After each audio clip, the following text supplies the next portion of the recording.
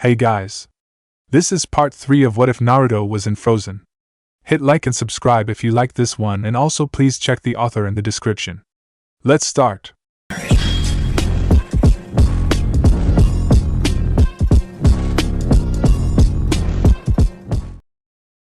Chapter 21, Orphans Part 1. It had been several days since the state dinner at the castle, and all of the visiting dignitaries had returned home, bringing stories about Queen Elsa's intended with them, ensuring that many nobles would want to come and eventually meet the blonde themselves.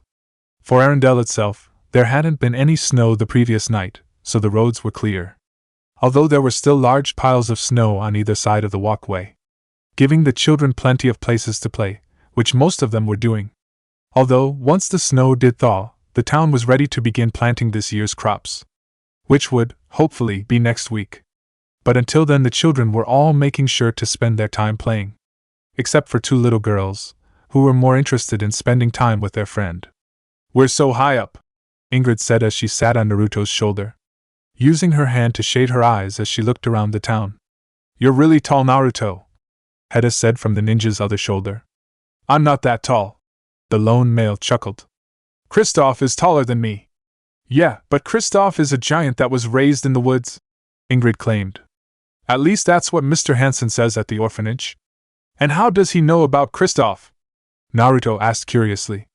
"He says he and Kristoff used to live in the orphanage together," the blonde girl answered. "But then one day Kristoff left the orphanage, with a baby reindeer beside him," the redhead finished. "That sounds like something Kristoff would do," Naruto chuckled. Both girls joined in as they continued to ride on their friends' shoulders, waving at some of the other townspeople as they passed. "Do you think I could survive if I went into the woods?" Ingrid asked suddenly. "Well," Naruto hesitated. "It depends on how prepared you are." The blonde thought for a moment. "Do you remember when it first started snowing, and I taught you how to build a fire to stay warm?" "I remember," Ingrid cheered from her perch. "You also taught us how to make markers so we won't get lost in the forest." "I remember the fire, but nothing else," Heda admitted. "That is all right," the lone boy of the group encouraged. "It takes time to learn new things, which is why you should be prepared when you try something new. Like living in the woods." The girls took a few minutes to think over his words, Ingrid silently thinking over the situation, and reciting what she had learned from her fellow blonde, while Heda soon lost interest, and began to look around, keeping track of her surroundings. A sudden gust of chilled air stopped the group on their tracks, as the last bit of cold refused to leave the village, causing the 2 girls to shudder. "I'm so jealous of your hair, Heda," Ingrid called out, using her gloved hands to shield her ears. "You have so much, you must be warm." "It's not that much warmer," the redhead complained, pulling her pink jacket close. Naruto tried not to chuckle at the 2, but found it difficult. While he was no longer overheating, his body temperature was still higher than normal, keeping him comfortable in the early spring weather. "How about I buy you something to warm you up?" the ninja said, flexing his shoulders to signal the girls, who dutifully jumped to the ground. Walking up to a clothing stall, Naruto began to look at the selection. All of the clothes were left over from the previous winter, and with the spring thaw only days away, few were interested in new cold wear. However, after only a minute of looking, Ingrid had a large blue hat, with ear flaps, placed loosely on her head. "There you go," Naruto said proudly. "By next winter you will have grown into that." As one girl began to dance around with her new hat, the blonde turned to the other girl. Her large hair did offer protection from the cold, so she didn't need a hat. But a new scarf would be nice. Which is how the redhead was given a lime green scarf that clashed horribly with her pink jacket. Naruto thought the colors were striking together, and Heda didn't care as she danced around with Ingrid. "Okay, you two," the blonde said, kneeling down to the girl's level. "I need to head back to the castle soon. There is a lot of furniture I promised to help move." "Ah," the 2 girls whined. "But we still want to play." "I will be back to play with you too, tomorrow, but until then I want both of you to play together. We could pretend to climb mountains," Heda suggested. "If we use the snow mounds around town, it'll be like we're making our way to the Forbidden Lands," Ingrid added. "So we'll be ready to go there in the future." Naruto chuckled at the enthusiastic girls.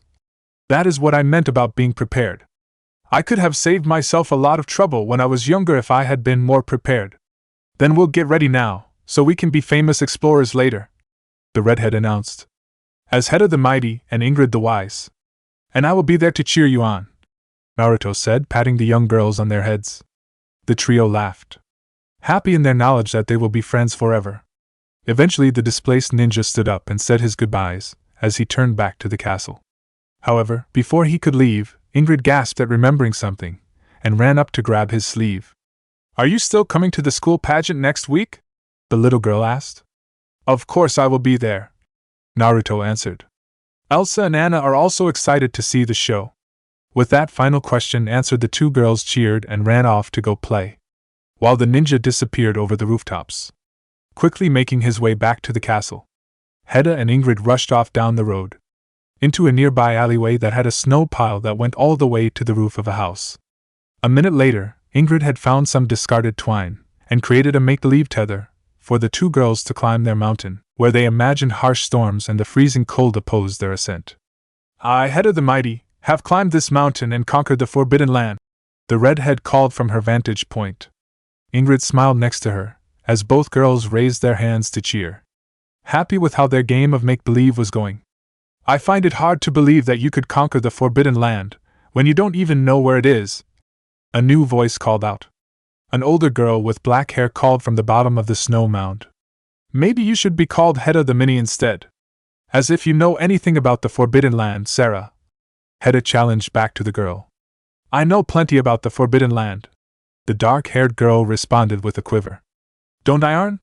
Behind the older girl, a boy with dirty blonde hair, and shorter than both Hedda and Ingrid, poked his head out. Yeah, she does, he yelled out, although he kept as close to the older girl as he physically could. Ingrid stepped forward, ready to challenge Sarah's claim. But before any words could be spoken, a giant snowball rolled between the two groups of children, smashing to pieces against the far wall, revealing a living snowman at its center. That was fun, Olaf said, his carrot nose pushed back into his head. Hi everyone, I hope I was a good pretend avalanche. Olaf, what are you doing here? Hedda asked, while Ingrid snuck behind the sentient snowman and pushed his carrot nose back into place. I heard everyone talking about the Forbidden Land and wanted to play too. So I pretended to be an avalanche and joined in the fun. The sound of snow crunching was heard as Sarah stomped her foot on the ground. Avalanches aren't common in the Forbidden Land, she yelled. Her lips snarled, showing off her large front teeth.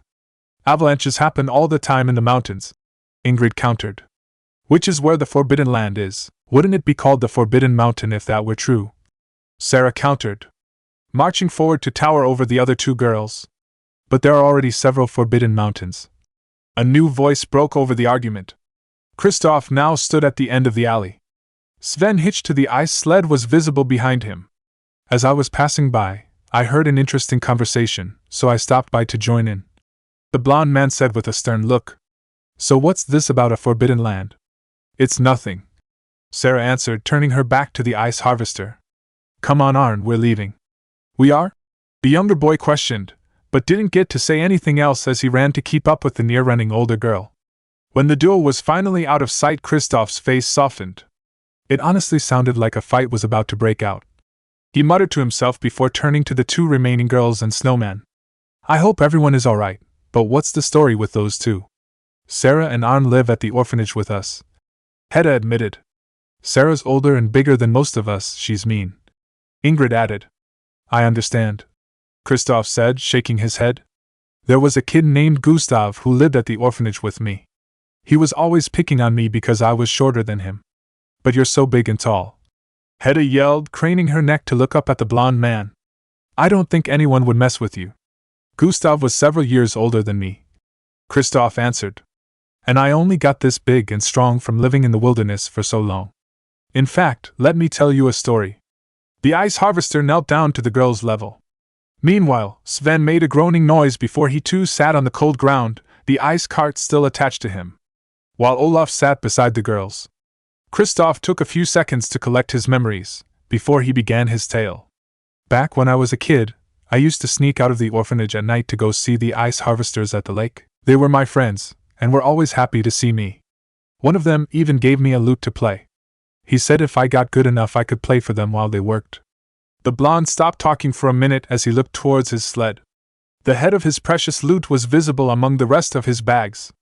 But one night Gustav stole my loot, and he wouldn't give it back. I was so mad that I had to sneak out that night, or I would have burst. Thankfully, this was the night I met my best friend Sven, and we saved each other's lives. Sven put his head on Kristoff's shoulder. The blonde rubbed his friend's snout in return. It was only a few days later that I left the orphanage to live in the forest. Because they wouldn't let Sven stay at the orphanage with me. Kristoff continued. Gustav and I never got along, but I was able to meet my best buddy because of him. Well, I've already got my best friend, Hedda declared, as she wrapped her arm around Ingrid's shoulders. But I wouldn't mind if I made more friends because of Sarah. As long as we're together, I don't think there's anything we can't handle. The blonde girl added. That's the truth. Kristoff cheered, scratching Sven behind his ears. There will always be people who want to give you a rough time, but as long as you're with your friends, you can do anything. A certain snowman, who had been listening intently, jumped in the air with joy. So everyone has to deal with mean people when they're growing up? Olaf asked. But as long as you have friends, they'll never be able to get to you. I'll bet even Naruto had to put up with jerks when he was growing up. Everything went quiet for a few minutes as the two girls stared at each other. Neither one had ever thought that someone might try to pick on their friend. Especially since everyone in Arendelle liked Naruto. No way, Hedda declared. It's impossible to not like Naruto, Ingrid stated. He probably had his own struggles growing up. Kristoff added, why don't you ask him how he deals with jerks the next time you see him? The two girls cheered, intent on doing exactly that the next time they saw their friend. Olaf also asked to be with them, curious about the blonde. Although he joined in a dance with the girls, his personal flurry cloud struggling to keep up with his dancing form. Speaking of asking people something, I need to go drop off this ice, and then ask someone about a squeaky wheel.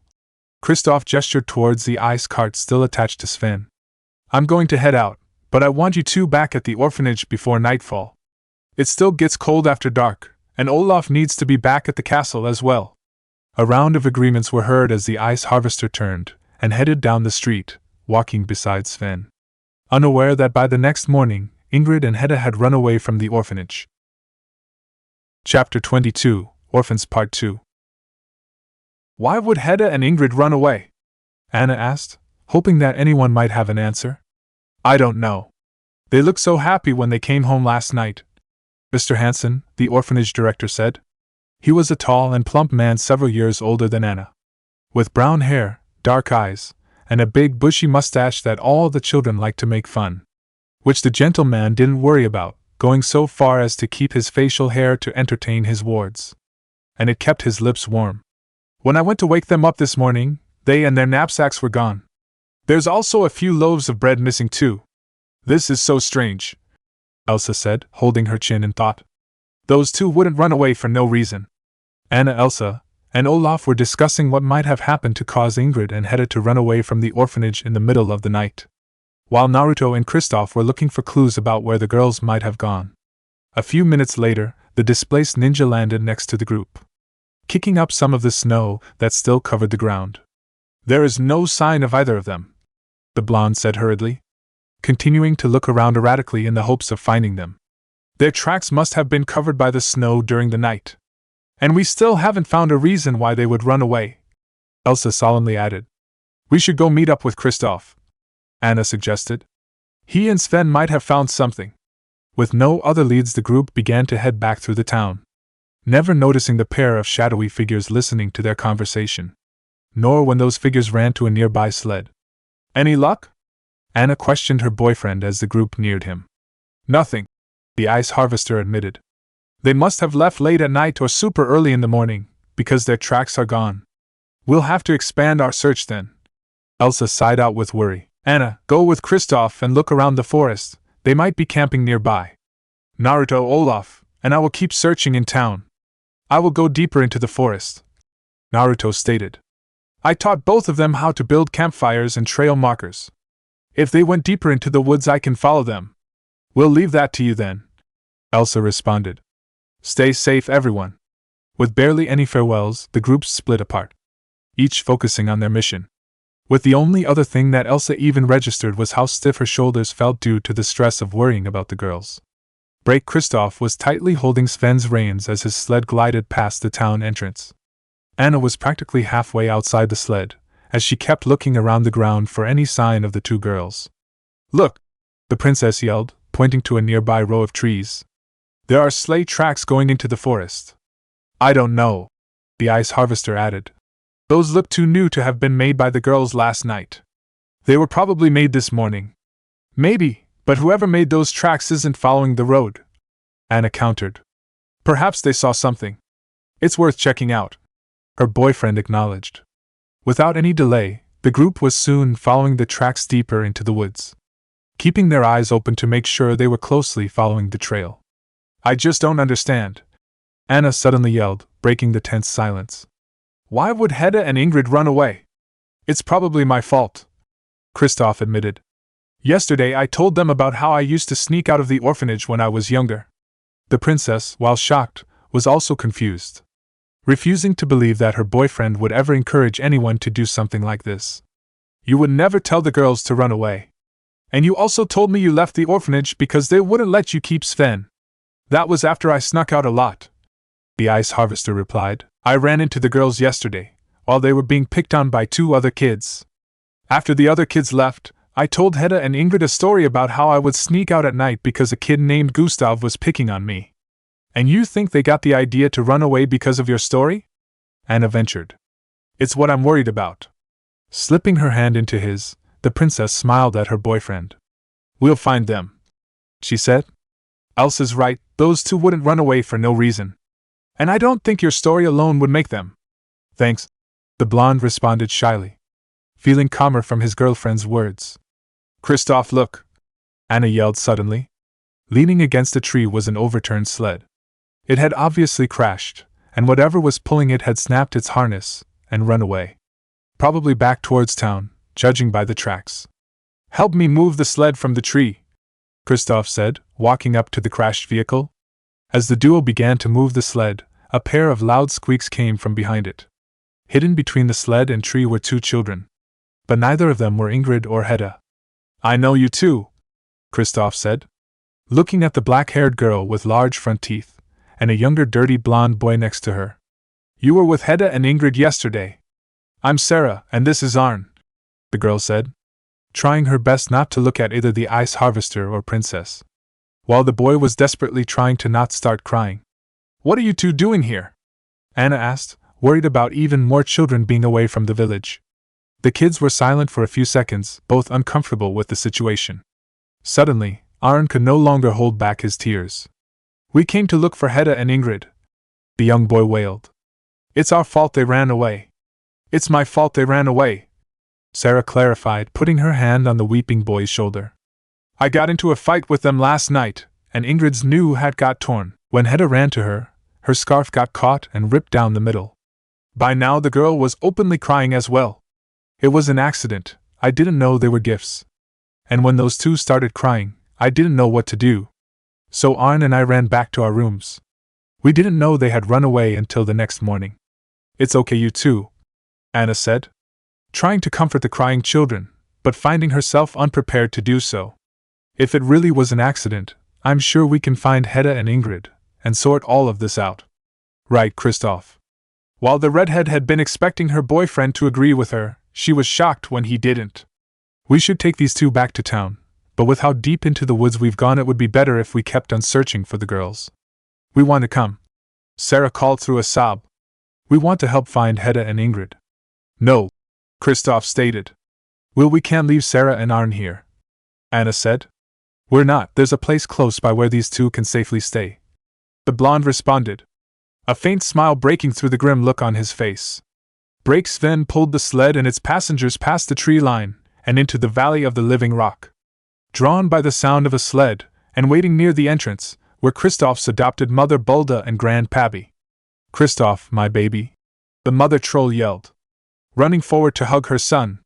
"And you brought Princess Anna with you. It's good to see you, Bulda," the Iceman said, hugging her back. "Now, who are these two?" the matronly troll asked, moving to Sarah and Arn, and squishing the two together in a great hug. You don't bring many new friends here. Sarah's eyes were wide, unable to stop looking around at the trolls. The rumors were true. Kristoff really was raised by trolls in the forest. These two need a place to stay for a little bit, while Anna and I go take care of something important. The blonde said, referring to the still shocked-looking children. They can stay as long as necessary, Grandpappy proclaimed. But before you and Princess Anna leave, I would like to talk with you, Kristoff. You seem upset. It's a long story, the ice harvester lamented, walking next to the elder troll, while Anna followed close behind. The two children were left under the care of the trolls, who immediately brought the kids into their group. Both of you are just in time. We were all about to play a game of different, a young troll announced excitedly. Different? Arn asked, his confusion breaking him from his earlier shock at the mystical creatures before him. It's where you have to tell everyone something about yourself, that makes you unique, another troll explained. Like this, an older troll said. You can't tell because I lean to the side a lot, but my left arm is longer than my right. So you can give bigger hugs with your left arm, a small troll stated withal. That sounds useful, to have one arm that's especially good at giving hugs. Do either of you want to go next? Someone asked the two human children. I can't, Arn volunteered, raising his hand. Let's see, I'm different because… But the young boy's words slowed down, as he found himself unable to think of anything. It doesn't have to be anything big, one troll offered. As long as it's about yourself, another added. I know, the young boy exclaimed. Sometimes when I can't sleep at night, I suck my thumb. I do that too, a deep voice from the back of the group yelled. Many others joined in, adding to the game. A little ways away from the group was Sarah, keeping quiet, but watching over everything. She thought the whole thing was stupid. Yet, slowly, she found it harder to keep a smile off of her face. Away from the main group, Grandpappy led Kristoff and Anna towards a set of rocks they could all sit on. Grandpappy reclined back, getting comfortable before he spoke. So, 2 girls have run away, and it might be because of the other 2 kids you brought here. That's the short version, Kristoff confirmed.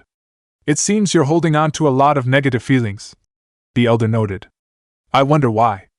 It's those 2 kids. They're bringing up bad memories of my time at the orphanage, the blonde said. Gustav? The ice harvester nodded. Anna sat quietly, watching her boyfriend talk with his adopted grandfather. Kristoff looked towards the elder. It'd be nice if you could use your magic to make me forget all the bad memories I have.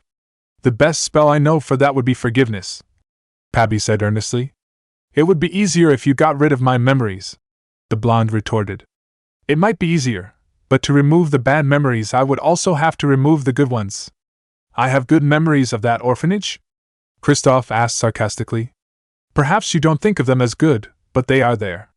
Such as how you met Sven because of Gustav. Anna suddenly made her presence known, moving towards her boyfriend. I don't think you've ever told me how you met Sven. Well, there's not much to tell, the blonde started, but soon fell prey to the hopeful look on his girlfriend's face. I didn't have a lot of friends while I was growing up in the orphanage, so I would sneak out at night to visit the ice harvesters. One of them, named Tor, gave me a lute that I could learn to play. But this older kid, Gustav, took it from me one day, and wouldn't give it back. Anna patted Kristoff's shoulder, giving support to the man she loved, who smiled back at her, a mutual feeling in his heart. Taking a few more seconds, he continued. That night, I snuck out of the orphanage, and went to see the other iceman. I was really scared about telling Tor that the lute he gave me was taken away. But before I could tell him, a pack of wolves ran towards us. Everyone rushed to get back to the village, but I was accidentally left behind. Kristoff took a few seconds to gather his thoughts, remembering Tor's sad voice, as he yelled at his men to turn around and save the young Kristoff, only for his words to be ignored. I ran into the woods, planning to climb a tree and stay there until the wolves left. But on the way I saw a baby reindeer that had gotten his antlers stuck in the underbrush. Knowing that he would never be able to escape the wolves, I ran over and freed him. However, the wolves had caught up to us, and I had no time to climb a tree to safety. Thankfully, the reindeer nudged me onto his back, and carried us both to safety. And you and Sven have been together ever since. Anna finished the story, already knowing where it was going. That's such a sweet story. Gustav took something precious from you, but you ended up with something even more precious, Grandpappy added. Even if it was by accident, some good did come from you being at that orphanage. That is why I think forgiveness would be the best solution here. I probably already would have forgiven Gustav if the orphanage director hadn't been waiting for me the next morning, because Gustav told him I had snuck out. They also wouldn't let me keep Sven as a pet, which is why I ultimately left the orphanage. Kristoff said with a smile, thinking about the moment he and his best friend became inseparable. And I don't think I need to tell you about all the good things that happened because of that. The troll laughed. It's sad to think that you may have never joined our family. When something bad happens, all you can do is keep moving forward. The blonde tried to summarize. And do the next right thing. Pabby simplified. The two sat in silence for a minute, simply enjoying each other's company, while Anna watched and listened, absorbing every word spoken. Suddenly Pabby spoke. Tell me, Kristoff, do you know where Gustav is now? He still lives in town, but I haven't talked to him since I left the orphanage. The blonde responded. Perhaps, when you have found the missing children, you should go and talk with him. I'll think about it. Kristoff replied evenly, lacking the usual dismissal of his childhood nemesis. But we do need to go find Hedda and Ingrid soon. The days are still short this time of year. The ice harvester stood and began to make his way back to the sled. Anna stayed behind for a few seconds, desperately wanting to ask the elder troll about her own memories, but was fearful that the conversation would be long and take away time from looking for the lost girls. Sir? She asked quickly, getting Pabby's attention. May I please, at a later date, come and talk with you about something? You are always welcome here, Princess, and I will be happy to speak with you. With a quick thanks, the redhead raced after her boyfriend, eager to continue the search. Sarah Arn, she heard Kristoff call. We're heading off again to look for Hedda and Ingrid. If you want to come, get in the sled. Anna smiled as the two children yelled with joy as they raced to the sled, stopping for only a moment to wave goodbye to their new rock friends. A few minutes later, the group of 4, and one reindeer who had been eating all the carrots Bolda would let him, were on their way once more. Naruto jumped from a tree onto the cold dirt below him. He was now in a clearing, where the snow had been swept away. There was a small pit dug into the middle, where a fire once sat, but now only held charred wood. 2 stones, placed around the pit, had been used as chairs, to keep everyone off the cold ground. Looking at the edge of the clearing, the displaced ninja found what he was looking for. A small stick had been buried in the ground, leaving only a small part of the top visible. 2 pieces of string, one pink and the other green, were tied to it. At the connection point with the twig, the strings were tied together with 2 separate knots, meaning the marker had been made at night. Farther down was a single knot, showing that the area was safe. Finally, there was a quick braid at the end, with the 2 colors crossing over each other in a coded pattern, meaning that whoever made this marker was intending to travel east. I'm glad those 2 are using what I taught them, Naruto said out loud. Ingrid definitely made that marker, while Hedda dug out and set up the fire pit. You sound like you're proud of them, Kurama called from within his mind. I am proud. They're both using what I taught them, splitting up the work between themselves, and focusing on their strengths. I wonder if this is how Irika-sensei feels when he teaches? The 9-tailed fox made a rough sound. Not really knowing much about teaching, but happy to see his partner excited. You know, you could probably use Sage Mode to find those girls instantly. I could, but honestly I don't think I need to. The marker they left told me which direction they headed in, so I'll catch up with them by tonight at the latest. And what if something, other than you, is also hunting them? They could be in danger. I taught them how to hide and get away from wolves. That should keep them safe until I find them. And of course, they have each other. Another grunt was his only response, but Naruto could feel his partner smiling. He and the giant beast shared a soft spot for the 2 girls. Besides, like Elsa-chan said, those 2 probably have a good reason for running away, Naruto said. I ran away from the orphanage when I was their age. I just hope they're not doing it for the same reason I did. With one final check of the clearing, the shinobi set out once more, feeling less worried for his friends but was still anxious to find them soon. Chapter 23, Orphans Part 3. The whole town of Arendelle was buzzing. Many people were running around the village, in the hope of finding the missing children. While Hedda and Ingrid had been missing since the previous night, now there were 2 more children missing, Sarah and Arn. Thank you so much for your help, Elsa said to a group of men. It's no problem, Your Majesty. We're just as worried about those kids as anyone, one of them answered. It's still a great help, the Queen insisted. But I also know most of you will be needed at the docks soon. If any of you need to leave, we can keep searching. The docks aren't going anywhere, Your Highness. We'll keep looking for as long as we can. Thank you, Elsa said once more, as the group disbanded, going their separate ways to look for the missing children. I really wish we could find Hedda and Ingrid, Olaf said from beside the Queen. Now's about the time all of us would play together. And what would you be playing? The blonde asked, eager for a lighter topic about the missing girls. Well, sometimes Hedda wants to go to Viking Valley, where you can hunt dragons, the snowman stated. Dragons, huh? The Ice Queen chuckled. Other times Ingrid wants to jump to the moon, or go to the Forbidden Lands. The Forbidden Lands? Elsa questioned. As in the area east of Vilmark. That's a real place. Hedda and Ingrid want to conquer it someday. That's their dream, the snowman answered back. I hope they get to achieve it someday. The two of them said they want to conquer the Forbidden Lands? The Queen asked, waiting only for Olaf to nod his head. We need to go find Kristoff and Anna. If Hedda and Ingrid went to the Forbidden Lands, they could be in extreme danger. With a quick word to the ever-faithful Kai, who was helping to organize the search, Elsa and Olaf went out the town gates, hoping they could find the pair of girls before they got hurt. Break Sven trotted along, pulling his sled behind him, with Kristoff holding on to the reins, while Anna talked with Sarah and Arn, hoping that either one of them might have an idea where Hedda and Ingrid had run off to. Sarah, you mentioned you got into an argument with Hedda and Ingrid last night, the princess recalled. What were the three of you talking about? It wasn't anything important, the black-haired girl started. They were talking about going to the Forbidden Lands. I overheard you talking about that yesterday, Kristoff said, remembering when he last saw the girls. Yeah, but they were still talking about conquering it last night, Sarah continued. I told them they couldn't, because if the Forbidden Lands haven't been conquered already, they never will be. Was that what the fight was about? Anna questioned. About the Forbidden Lands. Sarah nodded, tilting her head slightly in confusion. Could Hedda and Ingrid have gone to the Forbidden Lands? Anna turned to ask for her boyfriend's opinion. I hope not. It's very dangerous out there, Kristoff replied, tightening his grip on the reins. Are the Forbidden Lands real? Arn asked. Everyone talks about them, but no one talks about where they are. It's a valley squished between two mountains, with a sheer cliff on one side, the ice harvester explained.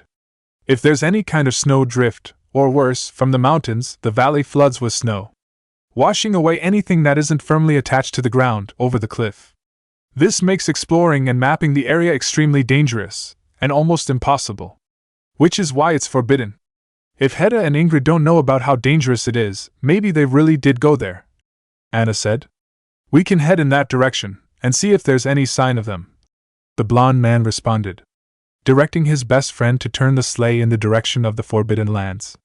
Break as the four-member search party made its way to the Forbidden Valley, strong winds began to form, picking up snow and obscuring everyone's vision, but the group continued looking for the missing girls.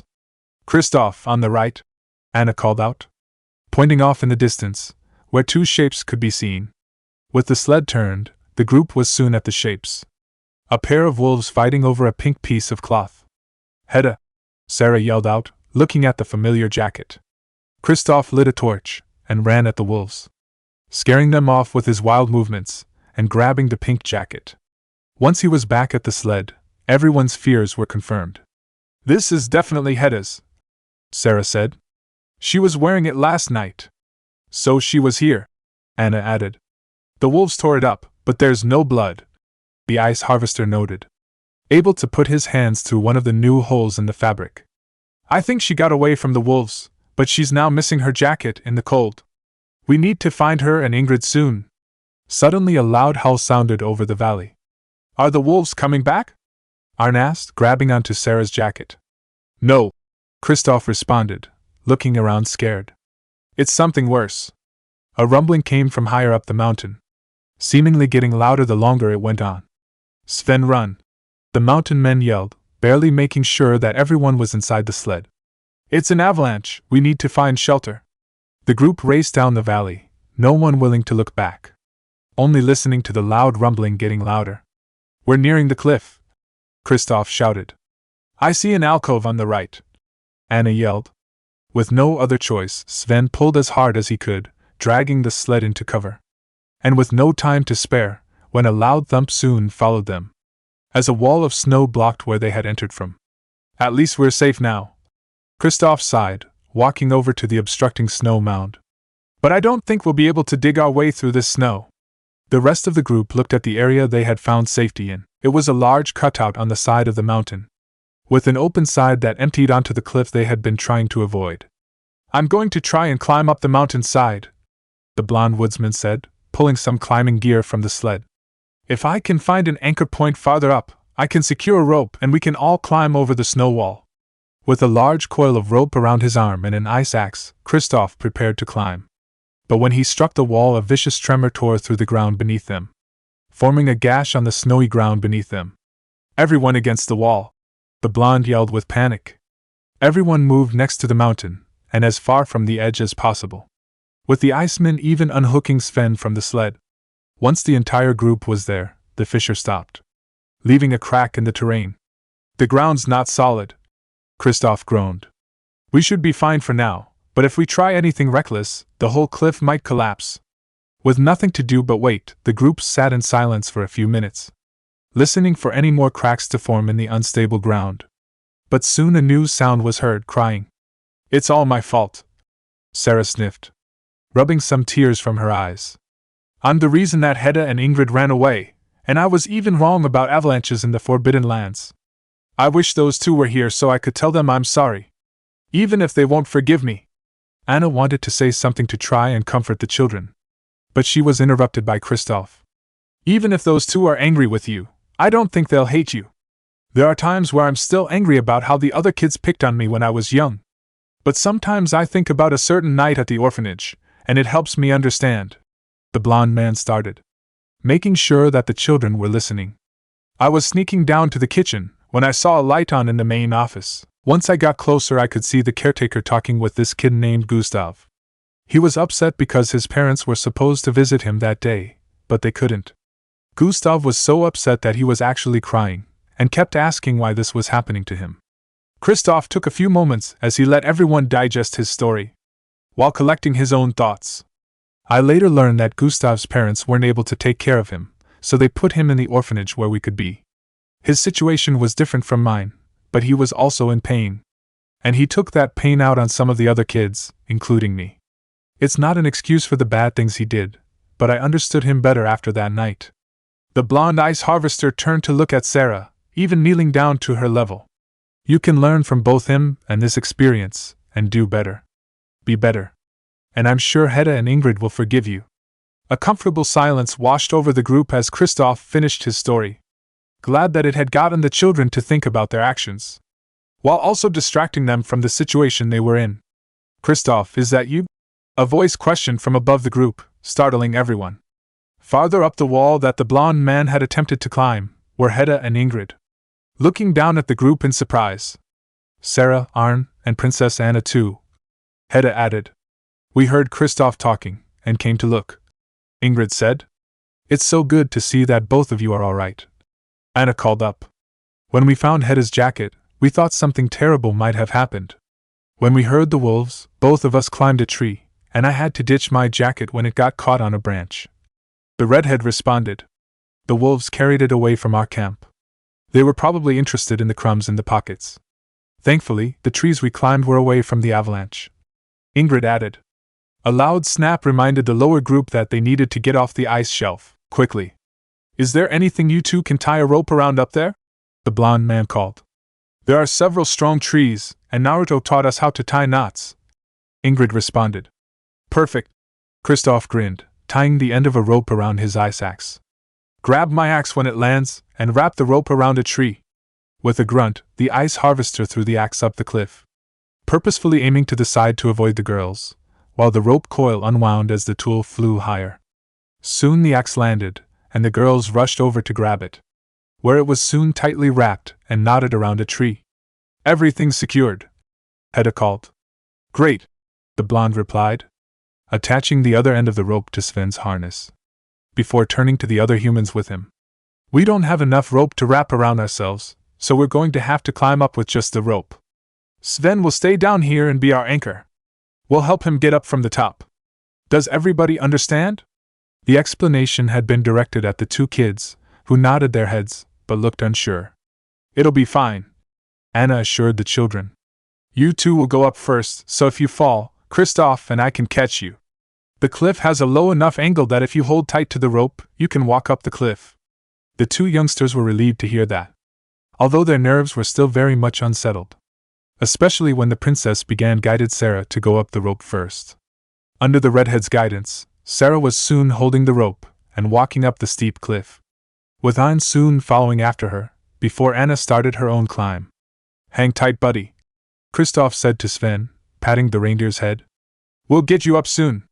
Making sure that everyone was steadily making their way up the cliff, the blond mountain man began after them, keeping a fair distance away from everyone else, so his height wouldn't pull the rope away from the mountain. Slowly, the group made their way up the mountain. The tense atmosphere kept an oppressive silence over everyone. Even Hedda and Ingrid were unable to speak as they watched the group climb. It was Hedda who noticed first. Hang on, she called, confusing everyone else. But it wasn't enough warning for the group on the cliff, as a sudden bellow of wind slammed into them, shaking their bodies and threatening to tear them away from the rope.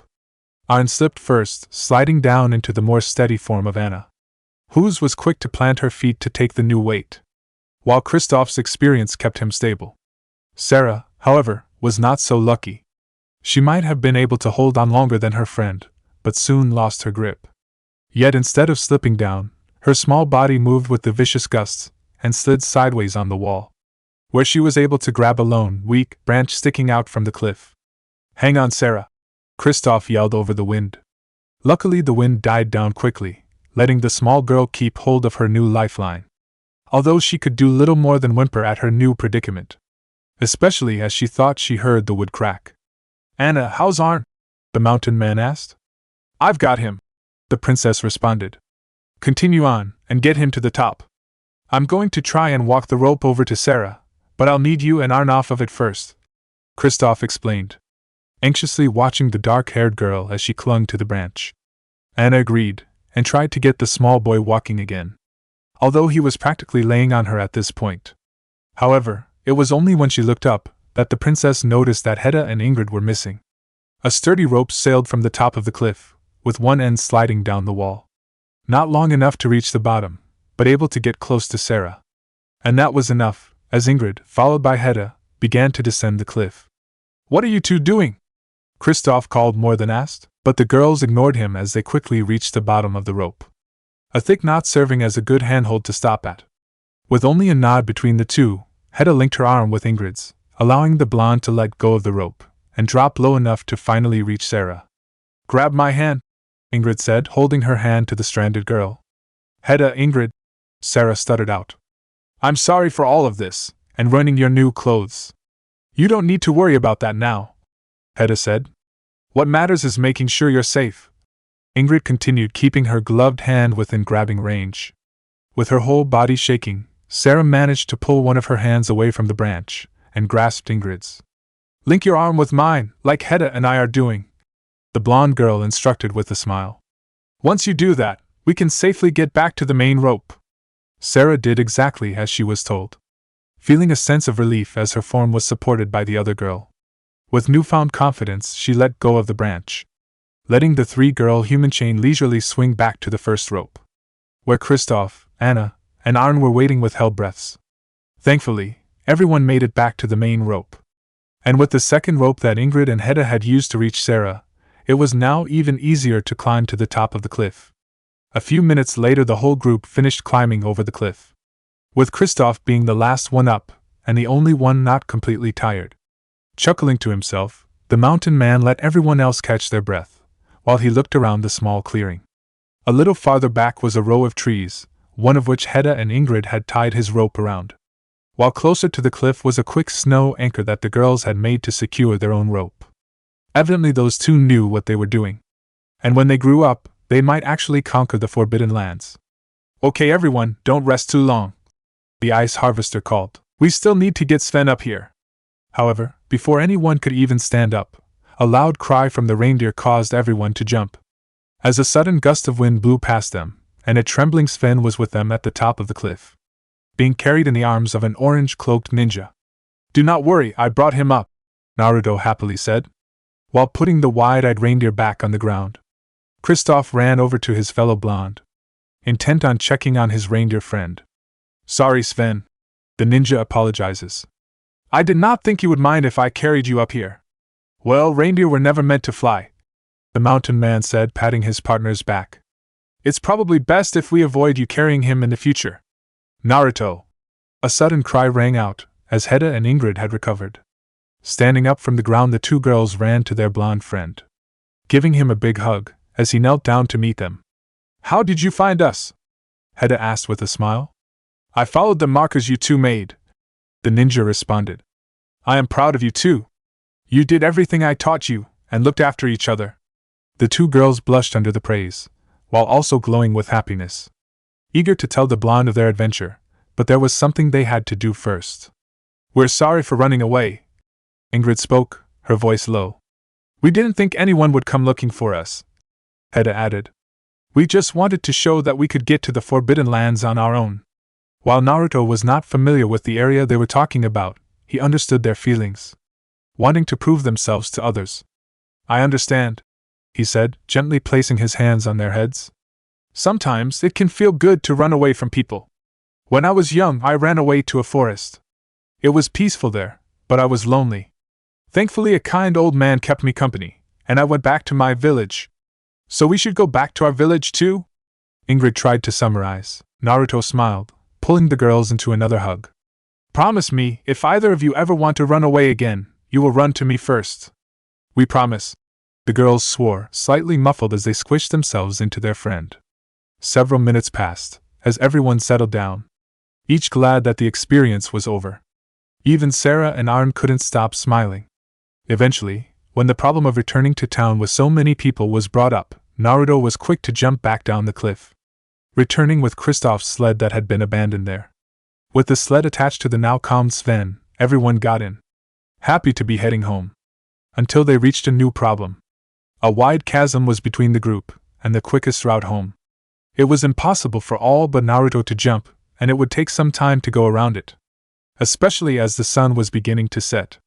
"I don't think Sven will let Naruto carry him across," Kristoff said, leaning over to try and see into the crevice. The reindeer of the group gave a loud snort, showing his disapproval at the very idea.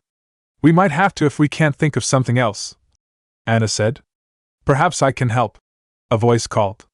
Before the group could see who had spoken, a set of handrails, made of pristine ice, latched onto the cliff, with a set of steps following soon after.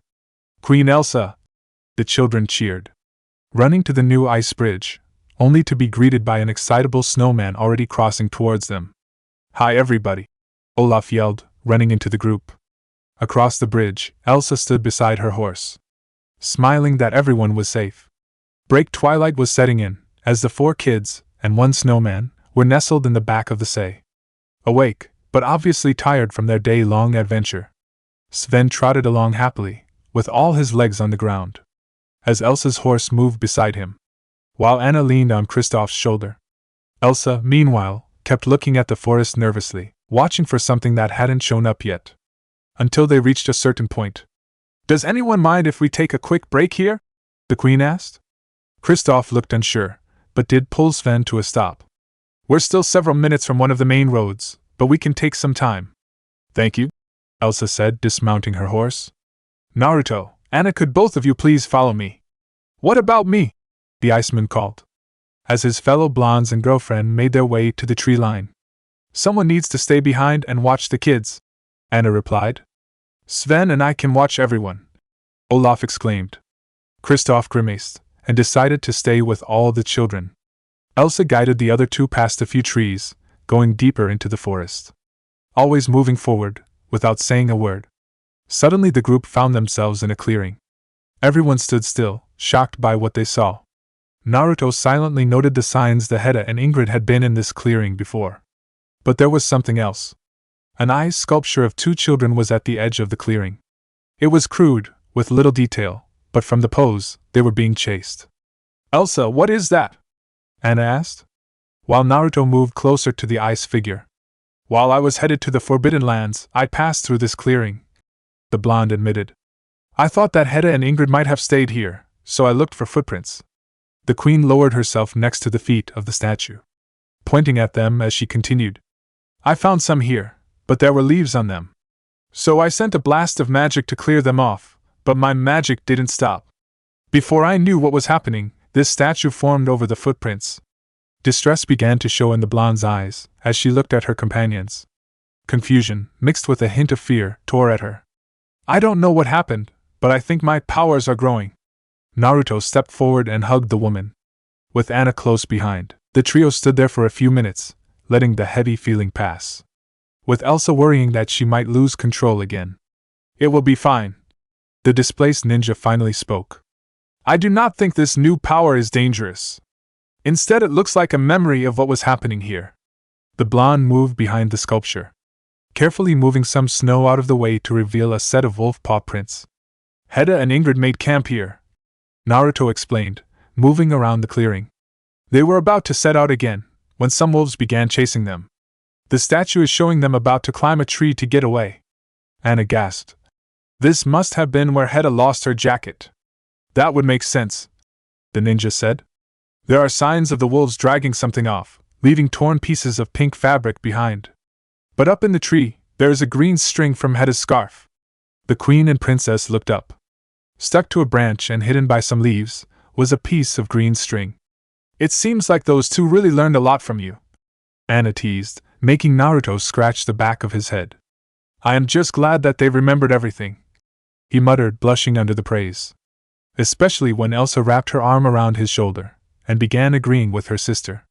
It was several more minutes before the trio made it back to the sleigh. By the time the group had made it back to town, the sun had long since set. Lanterns were lit, casting light over the roads, while the townspeople breathed sighs of relief that all the children had been found. With the safe return of everyone, many people suddenly felt tired as the stress of the day finally caught up with them, leading many to happily return home for some well-deserved rest. All while the sled continued on to the orphanage. Mr. Hanson was waiting for them at the door, a smile under his large mustache. While the rest of the children were waving from the windows, Hedda and Ingrid waved back, quickly running into the building, dragging Naruto behind them, who was followed by Elsa and Olaf, much to the kids' delight. Sarah hesitated outside the door, unsure of what would happen when she entered. Quietly she stood alone, only broken when a small pair of arms wrapped her in a hug. Beside her, as always, was Arn. I'm glad that you're safe, Sarah, the young boy said. I was really scared. I didn't want you to get hurt, 'cause I like you. Stunned, the older girl was frozen for a second. But she soon hugged her friend back. I like you too, Arn, she whispered. And I'm glad we both got back home safe. The young boy smiled, pulling his friend inside, with many cheering at their entrance, leaving only Anna with Mr. Hanson outside, while Kristoff stood far away from the orphanage. After unloading everyone, the blonde ice harvester had said he was going to take his sleigh back to the stables, but only drove a little down the road, still within sight, but away from the building, standing beside Sven. Eventually the reindeer got tired of his partner standing in place, and nudged him forward, giving him a grunt of encouragement to walk forward, which the mountain man did, reluctantly. Kristoff stood a few paces from the orphanage, sighing to himself before calling out, Gustav! The orphanage caretaker turned away from his building and looked at the tall blonde. Kristoff! He choked out. Is that you? Yeah, it's me, was the curt response. It's been so long since I last saw you, the mustached man said slowly. It's been almost as long since anyone called me Gustav. Everyone knows me as Mr. Hanson now. Everyone in the fjord knows how great you are at taking care of the orphans, Kristoff said with a smile.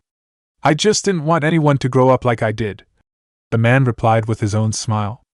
Thank you for finding those kids. It broke my heart when I found out those two had run away, and it only got worse when I couldn't find Sarah or Arn. Who knew you were so soft-hearted on the inside? The blonde chuckled. You're only saying that now 'cause you're finally bigger than me, Guadav answered back, causing both men to laugh. Eventually the two men began making their way inside, passing Anna along the way, missing the princess smile, as she watched her boyfriend talk with the man who picked on him as a child. but with time might become a friend. Chapter 24: The Spring Pageant. Elsa desperately tried to keep a moan of pleasure from passing her lips. Naruto was standing behind her, gripping her shoulders with his strong, warm hands, working his own magic, as he massaged the tension out of her. It had been several days since Ingrid, Hedda, Sarah, and Arn had returned to the orphanage. And with all of that excitement finished, the queen had found herself returning to her duty of ruling the kingdom, which, as always, left her feeling stressed. Finally, she couldn't bear it anymore, and asked Naruto for a shoulder massage, which led to her current situation. Several months ago, she would have had no trouble asking Naruto for a quick massage, but things had changed now. Specifically that they were dating, and everyone knew it. Ever since her boyfriend had returned from his stay at the Ice Palace, Elsa felt uncomfortable asking her fellow blonde to rub her shoulders. The act sounded more intimate now that they were dating. But with everything going on, she finally relented, and asked him. It was probably silly of her to worry. Naruto had jumped at the chance to help her in any way he could. A broad smile on his face as he moved behind her, preparing to squeeze the tension from her body. It was lucky that the two of them were alone together. Although that luck might have been a hidden curse. While Elsa had been more willing to receive a massage while alone, she now had to fight the urge to moan out loud, with the implications of what the servants would think if they passed by her office, while she was secluded with her boyfriend, only to hear the sound of moaning. The rumors would be unending, especially since she was a queen. Even being alone in a room with her boyfriend would be scandalous enough, if not for the loyalty of her staff. But it would be catastrophic for her to even whisper a lewd noise. Thankfully her pleasant suffering came to an end, as Naruto backed away from her. While she wasn't sure how much time had passed, it had evidently been enough to ease her body. She was not only feeling lighter, but felt as though everything was brighter. I definitely needed that, Elsa cheered, stretching her body as she stood up, unaware of the show she was giving. Thank you, Naruto-kun. You are welcome, the blonde replied, blushing slightly as his girlfriend continued to twist and stretch. It's nice to relax a little before we need to go out this afternoon, Elsa said, finishing her stretches. We still have an hour before we need to head out, so what should we do until then? There is not much we can do before the pageant, was Naruto's answer as he sat on a nearby couch. The queen joined him soon after, sitting close enough to her boyfriend that they could have shared one seat. Then I guess we'll sit together for a little while, Elsa said, tucking her feet under her and leaning into her fellow blonde. I like sitting alone with you, Naruto responded, gently reached out his hand to hold hers. I do too. A smile was shared between the two as they fell into a comfortable silence, simply enjoying each other's company. So much has happened lately, Elsa said after several minutes. We haven't been able to spend a lot of time together, but we get to spend it together now, Naruto stated. A lot has happened, but now we can relax. I'm glad that Hedda and Ingrid are safe, the queen added after a few seconds. Everyone was worried when they disappeared. It is a good thing that both of them are always together, Naruto said. They are a good team, and would never let anything bad happen to the other. They're like sisters. Elsa chuckled. And you've taught them well. I am happy that they wanted to listen to me. It made teaching them easy. The two chuckled together before falling into another easy silence, with the queen enjoying the soothing warmth from her boyfriend, while he tried to ignore her soft form pressed into him. After some time Naruto nudged Elsa, and the two spread apart. Seconds later, a maid entered the room, informing the couple that it was time for them to head out. Anna rushed down the road, with Kristoff, Sven, Olaf, Elsa, and Naruto following behind. The red-headed princess excitedly weaved through the town. This is going to be so much fun, she exclaimed, spinning in place, while Olaf cheered in agreement. Slow down, and Kristoff called out, having difficulty keeping up with his energetic girlfriend. Naruto would have been able to match, and surpass, the princess's speed, but he was more content to walk beside Elsa. But this is the spring pageant, Anna called back, where the town celebrates, and the school puts on a play to officially announce that winter is over. And they do it every year, the ice harvester added. Yeah, but Elsa and I didn't get to see it last year. Or the ones before that. Or ever. The princess stopped in the road, her face blank as she tried to remember something. Elsa, did I ever go to the school pageant? The princess asked her sister. Mom and Dad took us every year before we closed the gates, the Queen replied easily. Her eyes filled with joy at the memory. You used to love watching the other girls in their colorful dresses, and how they would dance. It was magical. Magical? Anna whispered. She didn't remember a lot of magical things from her childhood. Come on, Anna, Kristoff said, placing a comforting hand on her shoulder. You're not the only one excited. This will be the first pageant in years that's being watched over by the Queen and the Princess. The whole town is eager to make this play one of the biggest celebrations ever. And I can't wait, the Princess replied back, if a bit subdued. Grabbing her boyfriend's hand, she began to drag him to the auditorium where the play would be held. Leaving Naruto and Elsa to follow behind the other couple. The auditorium, where the play would be held, was next to the schoolhouse. A useful location since the students were putting on the performance. Every seat was taken, as many people gathered to watch the play. Thankfully, the Queen and her party had a set of reserved seats. Something the townspeople insisted on, since this was the first play that would be performed for Queen Elsa. Naruto found himself sitting between Elsa and a low dividing wall that was used to separate the royal seats from everyone else. It was nice to have the reserved seats, but the blonde ninja would have preferred standing with everyone else. Even though all of the chairs were occupied, and the little bit of standing room was quickly filling up, Sven's sitting bulk was not helping. Soon the low hum of chatter that had filled the theater disappeared. As the school's music director walked onto the stage. Good afternoon, ladies and gentlemen, the lanky music instructor greeted. Welcome to the annual Arendelle Spring Pageant. I am Mr. Larison, and a special play has been prepared for today. The teacher gave an overly dramatic bow as he continued his speech, before turning to the box reserved for the royal guests. Today, we will be celebrating the life and love of King Agnar and Queen Iduna, who met as children and grew together, with their love for each other only matched by their love for their family and kingdom. With his speech done, the teacher left the stage and made his way to the conductor's stand, where a small band was getting ready. With a flourish, the musicians began to play, and curtains on the stage pulled back. Several rows of children, grouped up by age, were lined up, waiting for their K. When the music dipped low, the children began to sing. Naruto leaned back as much as he could in his chair, listening to the airy chanting, as the different groups of children passed the song between each other. Sadly, the blonde was unable to understand the lyrics. Apparently some words were a little beyond what he could understand of his girlfriend's language, meaning there would be more language practice in his future. But Naruto would endure those lessons if it meant that he could see those precious to him smile. Elsa and Anna were staring at the stage, completely captured by the song, while Hedda and Ingrid stood beside their classmates on a raised platform in the back. Soon enough the song ended, and the older groups of children, who were standing in front, moved to the side, allowing several individual students to take center stage. Naruto didn't pay too much attention to them, instead keeping his gaze on his two friends, who, now that they were done singing, had begun looking around, as did many of the other students.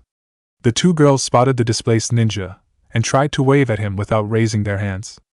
Naruto returned the gesture. Prince Agnar, a voice called out in narration, as a boy stepped forward. A brave and chivalrous young man, always ready to help the people of Arendelle. The child playing Agnar gave a flamboyant bow, before he was joined by another boy, who was older and larger, with a false mustache taped to his lip. King Runnard sought to keep Arendelle safe from harm. The older boy made a sweeping bow, while several more children raced onto the stage, wearing furs. So the king went to speak with the mysterious North Uldra. The new group of children danced and chanted in a way that Naruto suspected he wasn't meant to understand. Soon they all stopped, and one of them walked up to the king. The North Uldra were a mystical people, who used the power of the spirits. The narrator continued. Such as the fire spirit. A picture of a burning tree was pushed into view from offstage. The water spirit, a painting of a creature climbing out of a river, came in from the other side. And the most fearsome of all, the earth spirit. A giant banner rolled down in the middle of the stage, showing a rocky gray creature, who might have looked like a troll, if it hadn't been as tall as the room. Many of the audience gasped at the giant. With these spirits under their command, the North Uldra were a powerful and dangerous people. So the king hoped to make a peace treaty with them. Suddenly a transparent blue curtain began to drop on the stage, limiting the view of the students. But the North Uldra betrayed King Runnard, and tried to trap him and his soldiers behind a wall of mist. The narrator went silent for a few seconds while the blue curtain began to shake, as several people came out from under the cloth. Among them was the prince and a young girl.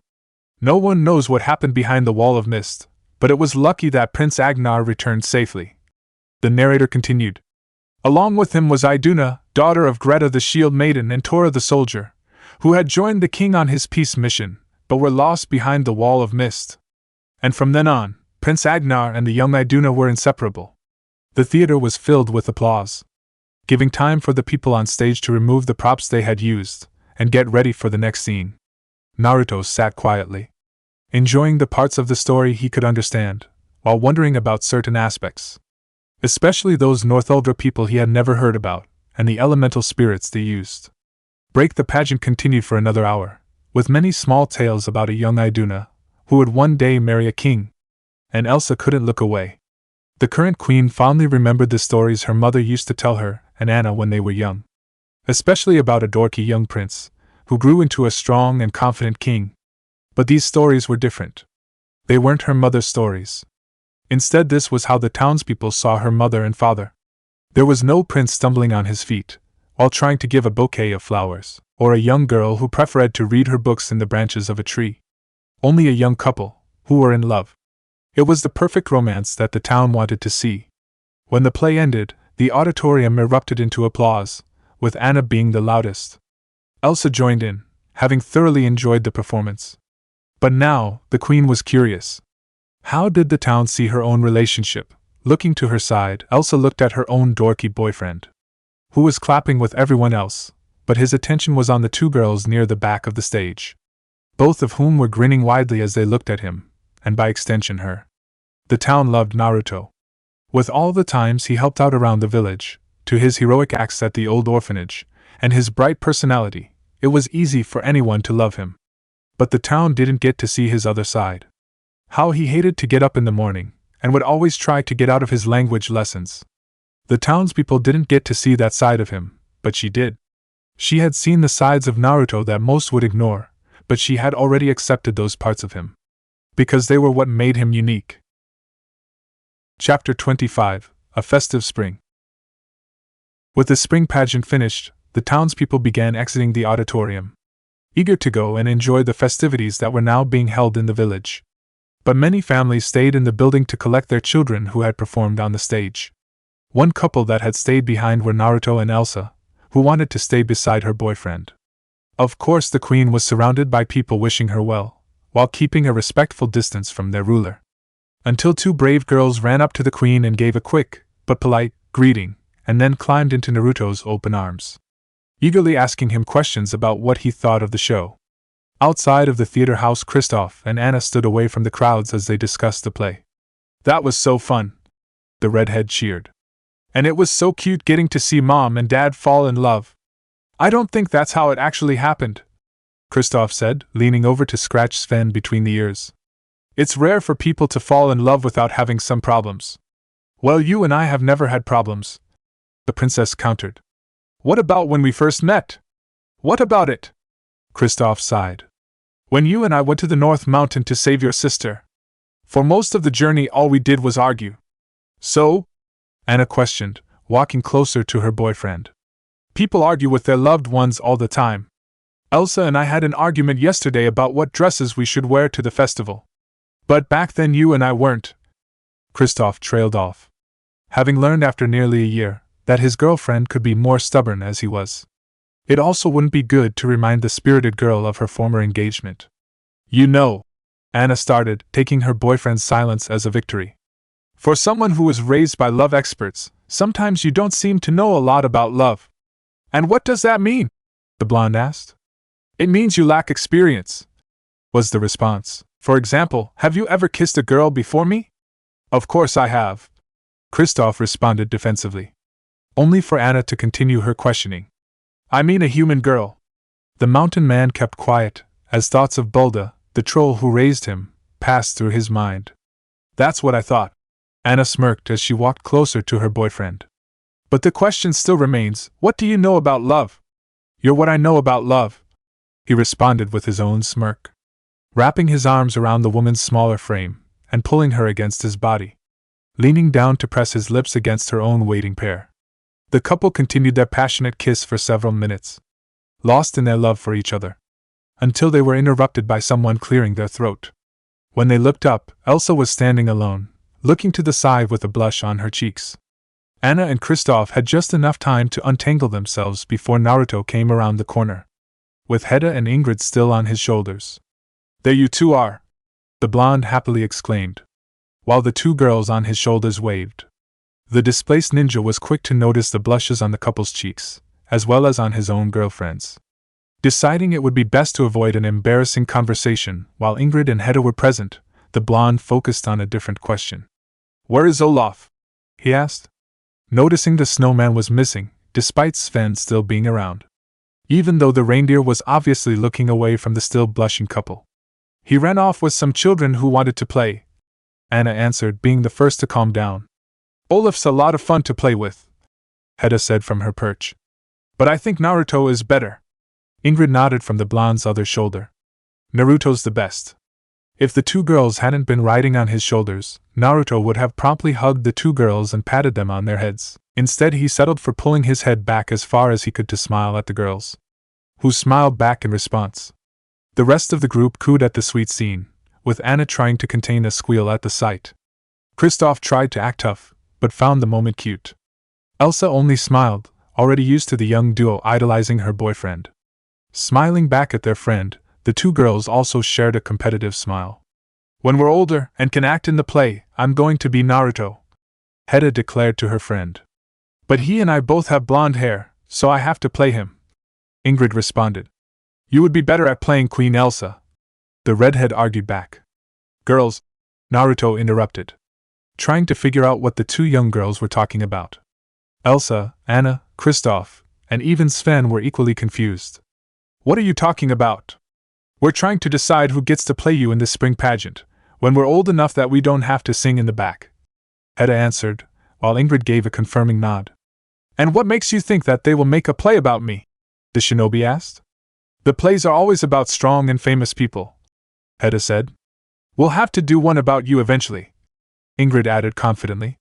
Elsa had been trying to keep herself from laughing at her boyfriend, who was very confused by the conversation, but found the opportunity to tease him too much of a temptation to ignore. "What makes you two think you'll be Naruto in a play?" Elsa hummed. "You're both too pretty to play him." The girls hummed questioningly at the queen. "Naruto might not be pretty, but he's awesome," Hedda answered.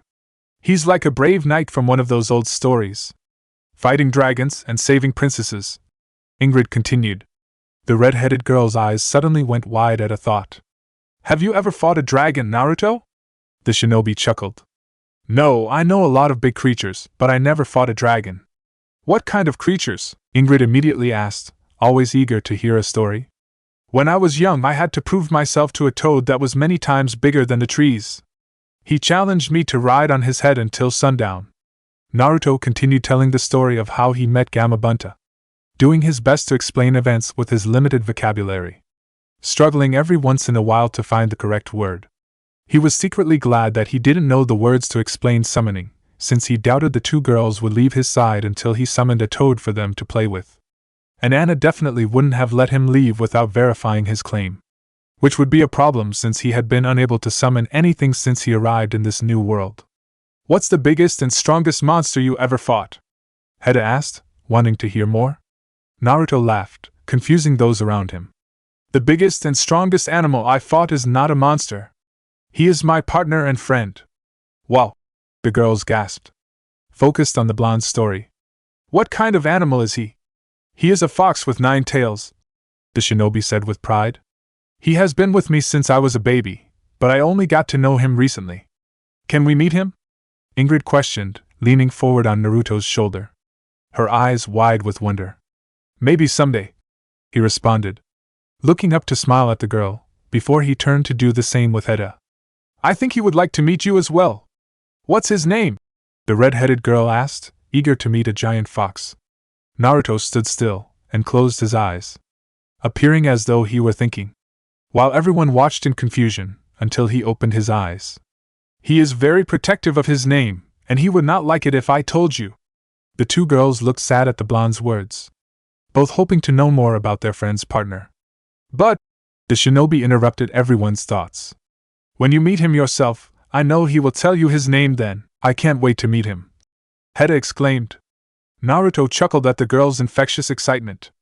Making sure they were secured, he continued walking towards the festival in town, carrying the two forward, while answering questions about his nine-tailed friend. Unknown to the trio, the rest of their group stayed behind, talking amongst themselves about what they had learned. Naruto was joking, right? Anna asked as she looked between her sister and boyfriend. He was just making up a story to tell the girls. I don't know, Elsa admitted. He's never talked about these creatures before. But if they're real, why has he never talked about them before? Kristoff was the calmest out of the group, simply petting Sven while he thought. For a man who can walk up walls, giant toads probably don't seem that strange. The sisters looked at the blonde, both shocked at the reasonable response. That's actually pretty smart of you, Anna said, much to her boyfriend's annoyance. I can be smart, the ice harvester defended. You can, but it's not often, the redhead replied, while her sister chuckled in the background. But that's okay, I like it when you're straightforward and simple. Kristoff sighed, deciding it was easiest to take the compliment and move on. In truth, he also liked it when his girlfriend was straightforward and simple. All right, Anna cheered. Let's stop wasting time and get to the festival. We need to make up for all those years we haven't gone. Without waiting for anyone, the princess started running farther into the village, eager to reach the town square where the festivities were being held. A few stalls had been set up with sweets and candies, while games of different types would be played. Something Kristoff was especially looking forward to. Apparently he had a championship from last year to defend. As Anna ran down the street ahead of her boyfriend and sister, she laughed, happy for these moments with her family, where everyone she cared about could be together for a day and enjoy a celebration. She felt a cool sea breeze as she passed near the docks, where the trade ships were loaded up, and sailors had already finished their preparations, ready to set out tomorrow morning, after the festivities of today, leaving for several months as they trade with neighboring countries and beyond. With one ship rumored to be headed to Japan in the hopes of bringing back treasures for the queen and her beloved. Behind Anna, she could hear Sven catching up as his hooves clacked against the cobblestone road. Kristoff wouldn't be far behind his partner, she thought, knowing how fast her boyfriend could run. Anna tried to move faster, knowing that she couldn't outrun the duo, but wanting to make them work for their victory. Sadly, it was only another minute before Sven and then Kristoff passed her, both now racing each other to the town square. Anna didn't give up, and kept running. However, none of them would win, as Elsa effortlessly skated past them all, a thin strip of ice forming below her feet, leading her not only to the front, but right beside Naruto. Anna slowed to a walk, trying to control her breathing as she finished her journey. With the people already dancing around the pillar in the middle of the town square, to a band playing whatever they felt like. On top of the pillar was a statue that the princess only thought about in passing. It was a man with his sword drawn, valiantly pointed towards the north, in defense of Arendelle. The late King Runnard, Anna and Elsa's grandfather. Anna had heard about her grandfather, but didn't know a lot about him. She was thinking of him now because of the pageant, where he tried to make peace with the neighboring tribes. With more things she didn't know about, or remember, the princess felt determined to find out. And the best place to start was up the mountains, with the trolls. The afternoon sun sank deeper behind the mountains, as Arendelle's spring festival came to a close for another year. Many of the people going back to their homes, readying themselves for the busy days to come. Many children wished to stay, and eat more sweets while playing games. Sadly, all of them were taken home, and had to depart from their friends, with the loudest farewells coming from Olaf. Bye, the snowman called, waving his stick arms wildly as the children left. Eventually he turned around, joining the few people who remained, which consisted of Elsa, Anna, Kristoff, and Sven, while Naruto sat off to the side, letting Heda and Ingrid rest against him before going back to the orphanage. Well, that was fun, the walking snowman declared, his personal flurry above his head. We should definitely hold another festival tomorrow. Olaf, we can't have a festival every day, Elsa said. Festivals are only held for very special occasions. Then we'll have to create a special occasion tomorrow, the snowman continued. Anna chuckled. I think everyone will be too busy tomorrow, because the farmers are going to begin planting all their crops. Oh, I guess that gives us more time to plan the next festival then, Olaf stated, undeterred. While everyone else was chuckling at the bizarre statement, Elsa walked towards her boyfriend, who was sitting down, with two young girls leaning against him. Bags of leftover treats and small toys were piled up nearby, ready to be taken to the orphanage by the girls. Everyone else will be going back to the castle. The queen started. It'll just be us taking the girls back to the orphanage. Naruto nodded, jostling the girls to make sure they were awake, causing both of them to stand up and stretch, as they lethargically grabbed their bags of goodies. Before the group of four began slowly walking to the orphanage. After a few minutes, the silence was broken by Ingrid. Naruto, how did you deal with jerks when you were growing up in the orphanage? Why do you want to know? The blonde gently asked the little girl. Is Sarah being mean to you again? Ingrid quickly shook her head no, while Hedda answered. Sarah apologized to everyone for being mean, and she's been a lot nicer recently. Before we ran away, Kristoff said you had your own jerks to deal with. The young blonde continued. We wanted to know what it was like for you growing up. Naruto stopped walking, as he thought about the question, remembering things he hadn't thought about in a long time. When I was young, I had a lot of people who were mean to me. Some of them were the kids who lived with me at the orphanage. They would say mean things to me, and I would yell back, telling them they were wrong, and that I would be the greatest someday. The blonde subconsciously clenched his hand into a fist at the memories. All the times he was belittled, or told he didn't matter. Everything that happened to him while he didn't know about Kurama, so he didn't even know why everyone was so mean. Why they hated him. A cool feeling broke him from his thoughts, as Elsa held his fist in her hand. The queen looked sad. Realizing that he had lost himself to his memories, Naruto worried that he had scared those around him. Quickly looking down, he saw Hedda and Ingrid looking up at him, their eyes wide, filled with anticipation for the rest of his story, but also tainted with fear. Closing his own eyes for a second, Naruto opened them with a gentle smile, bringing his hands down to pat the girls on their heads and show them he was fine. Sometimes I would try and start fights. Other times I would run away, so the jerks would not see me cry. The blonde continued, making sure to keep calm. One time I ran away from the orphanage. I did not know where I would run, so I went to the forest.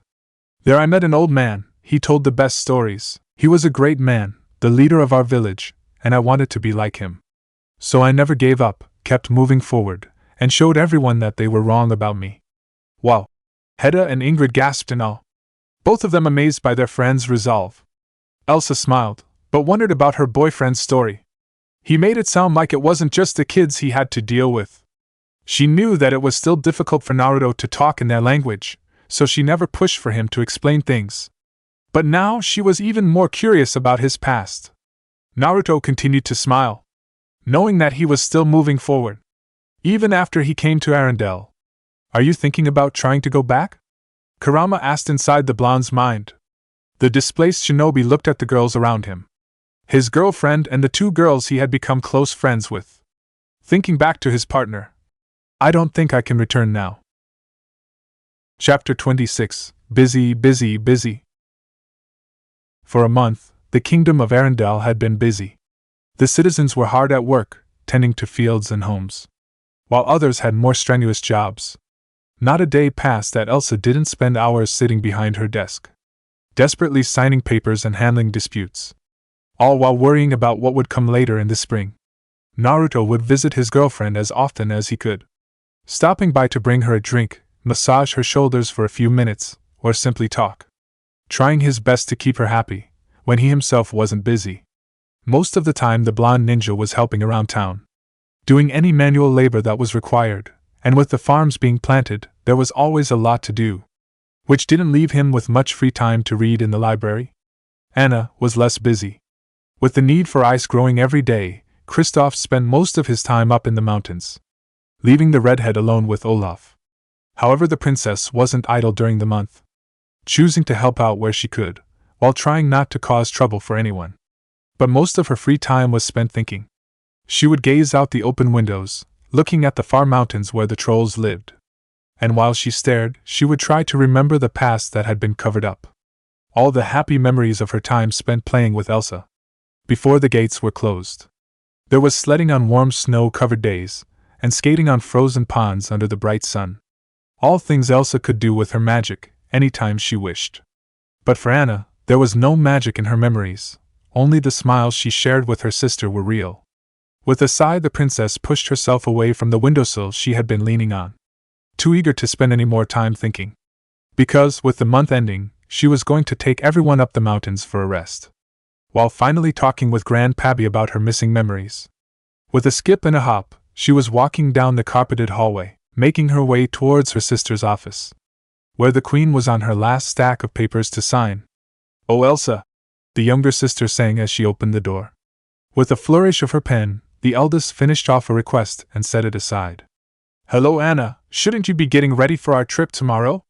I wanted to make sure that everyone else was prepared, since I've been ready since yesterday." "Well, I only have a few more papers to work through, before I'm done." The Queen smiled, seeing the end of her work.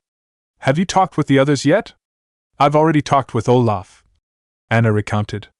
"Kristoff and Sven should be home any minute now, so I'll talk with them next. And I haven't found Naruto.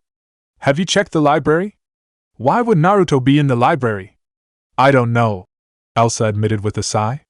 "He's been reading a lot of books recently, but no one knows why. Maybe he's finally taking his language studies seriously. Maybe. If he is, it will make dealing with foreign guests easier." The two sisters shared a laugh, grateful for the moment together, but both knowing what was to come. The words of Ambassadress Babette about other rulers wanting to meet Naruto were becoming truer by the day, as more letters from different countries came in each day, all of them talking about sending royal envoys to Arendelle. By this point, Elsa only needed to decide when to hold the ball, and then send out notices to every country that had asked. It was going to take a lot of work to host all the guests.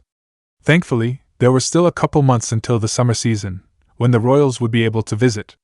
After a few more minutes of talking, Anna left her sister's office, choosing to walk to the stables in the courtyard, where Sven usually slept. If the ice harvester and his reindeer were already home, they were sure to be there.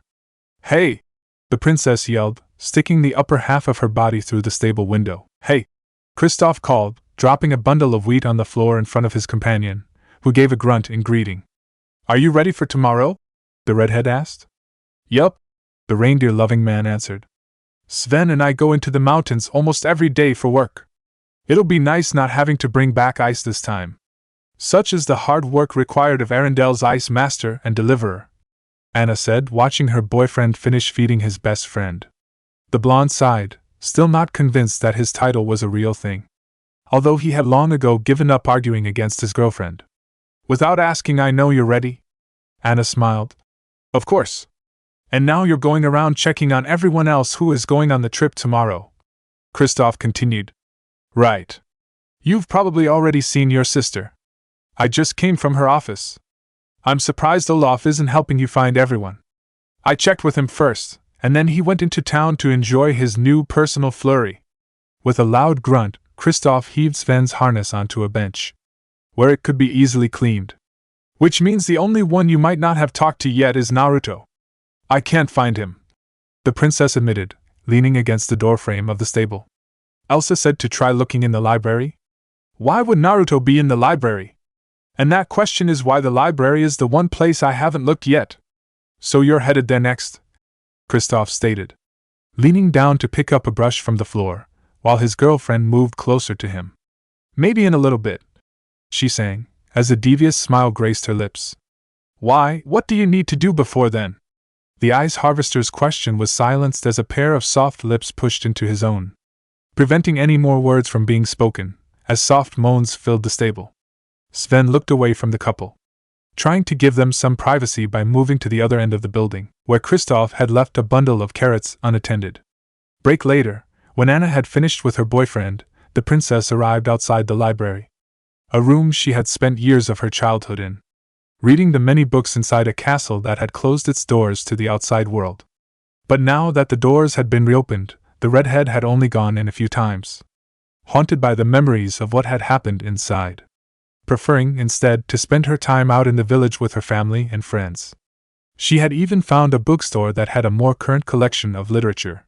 With a simple push, she opened the familiar doors, moving into the simple room that had several tall bookcases lined along the back wall, and a single soft red couch in front of a fireplace. The same fireplace that Hans had extinguished in his attempt to kill her. "Hello, Anna," Naruto called out from his spot on the couch. His speech was still stiff, but getting better. "Hey, Naruto," the princess responded, turning her focus towards the blonde. "Are you looking for something?" he questioned. "Just going around, making sure everyone is ready for our trip tomorrow." The orange-loving man nodded, placing the book he had been reading on the side table, as he stood. "I understand. You do not need to worry, I am prepared to go to the mountains tomorrow." "Great!" the redhead cheered with a smile, walking farther into the room. Stopping at the table, she looked at what her friend had been reading. A simple book that she had read at only 6 years old. It was actually one of the first books she had finished by herself as she was learning to read. "Why are you in the library, Naruto?" the princess questioned. "I am trying to improve my reading for selfish reasons," the blonde answered with a laugh, while scratching the back of his head. "I am still a long way away from being good." Anna hummed, watching the ninja intently. "I can't think of a single time you've ever done something selfish, so I think you're playing a prank." "If I can read better, I can help more people," Naruto admitted. "But I have more personal reasons for wanting to read better."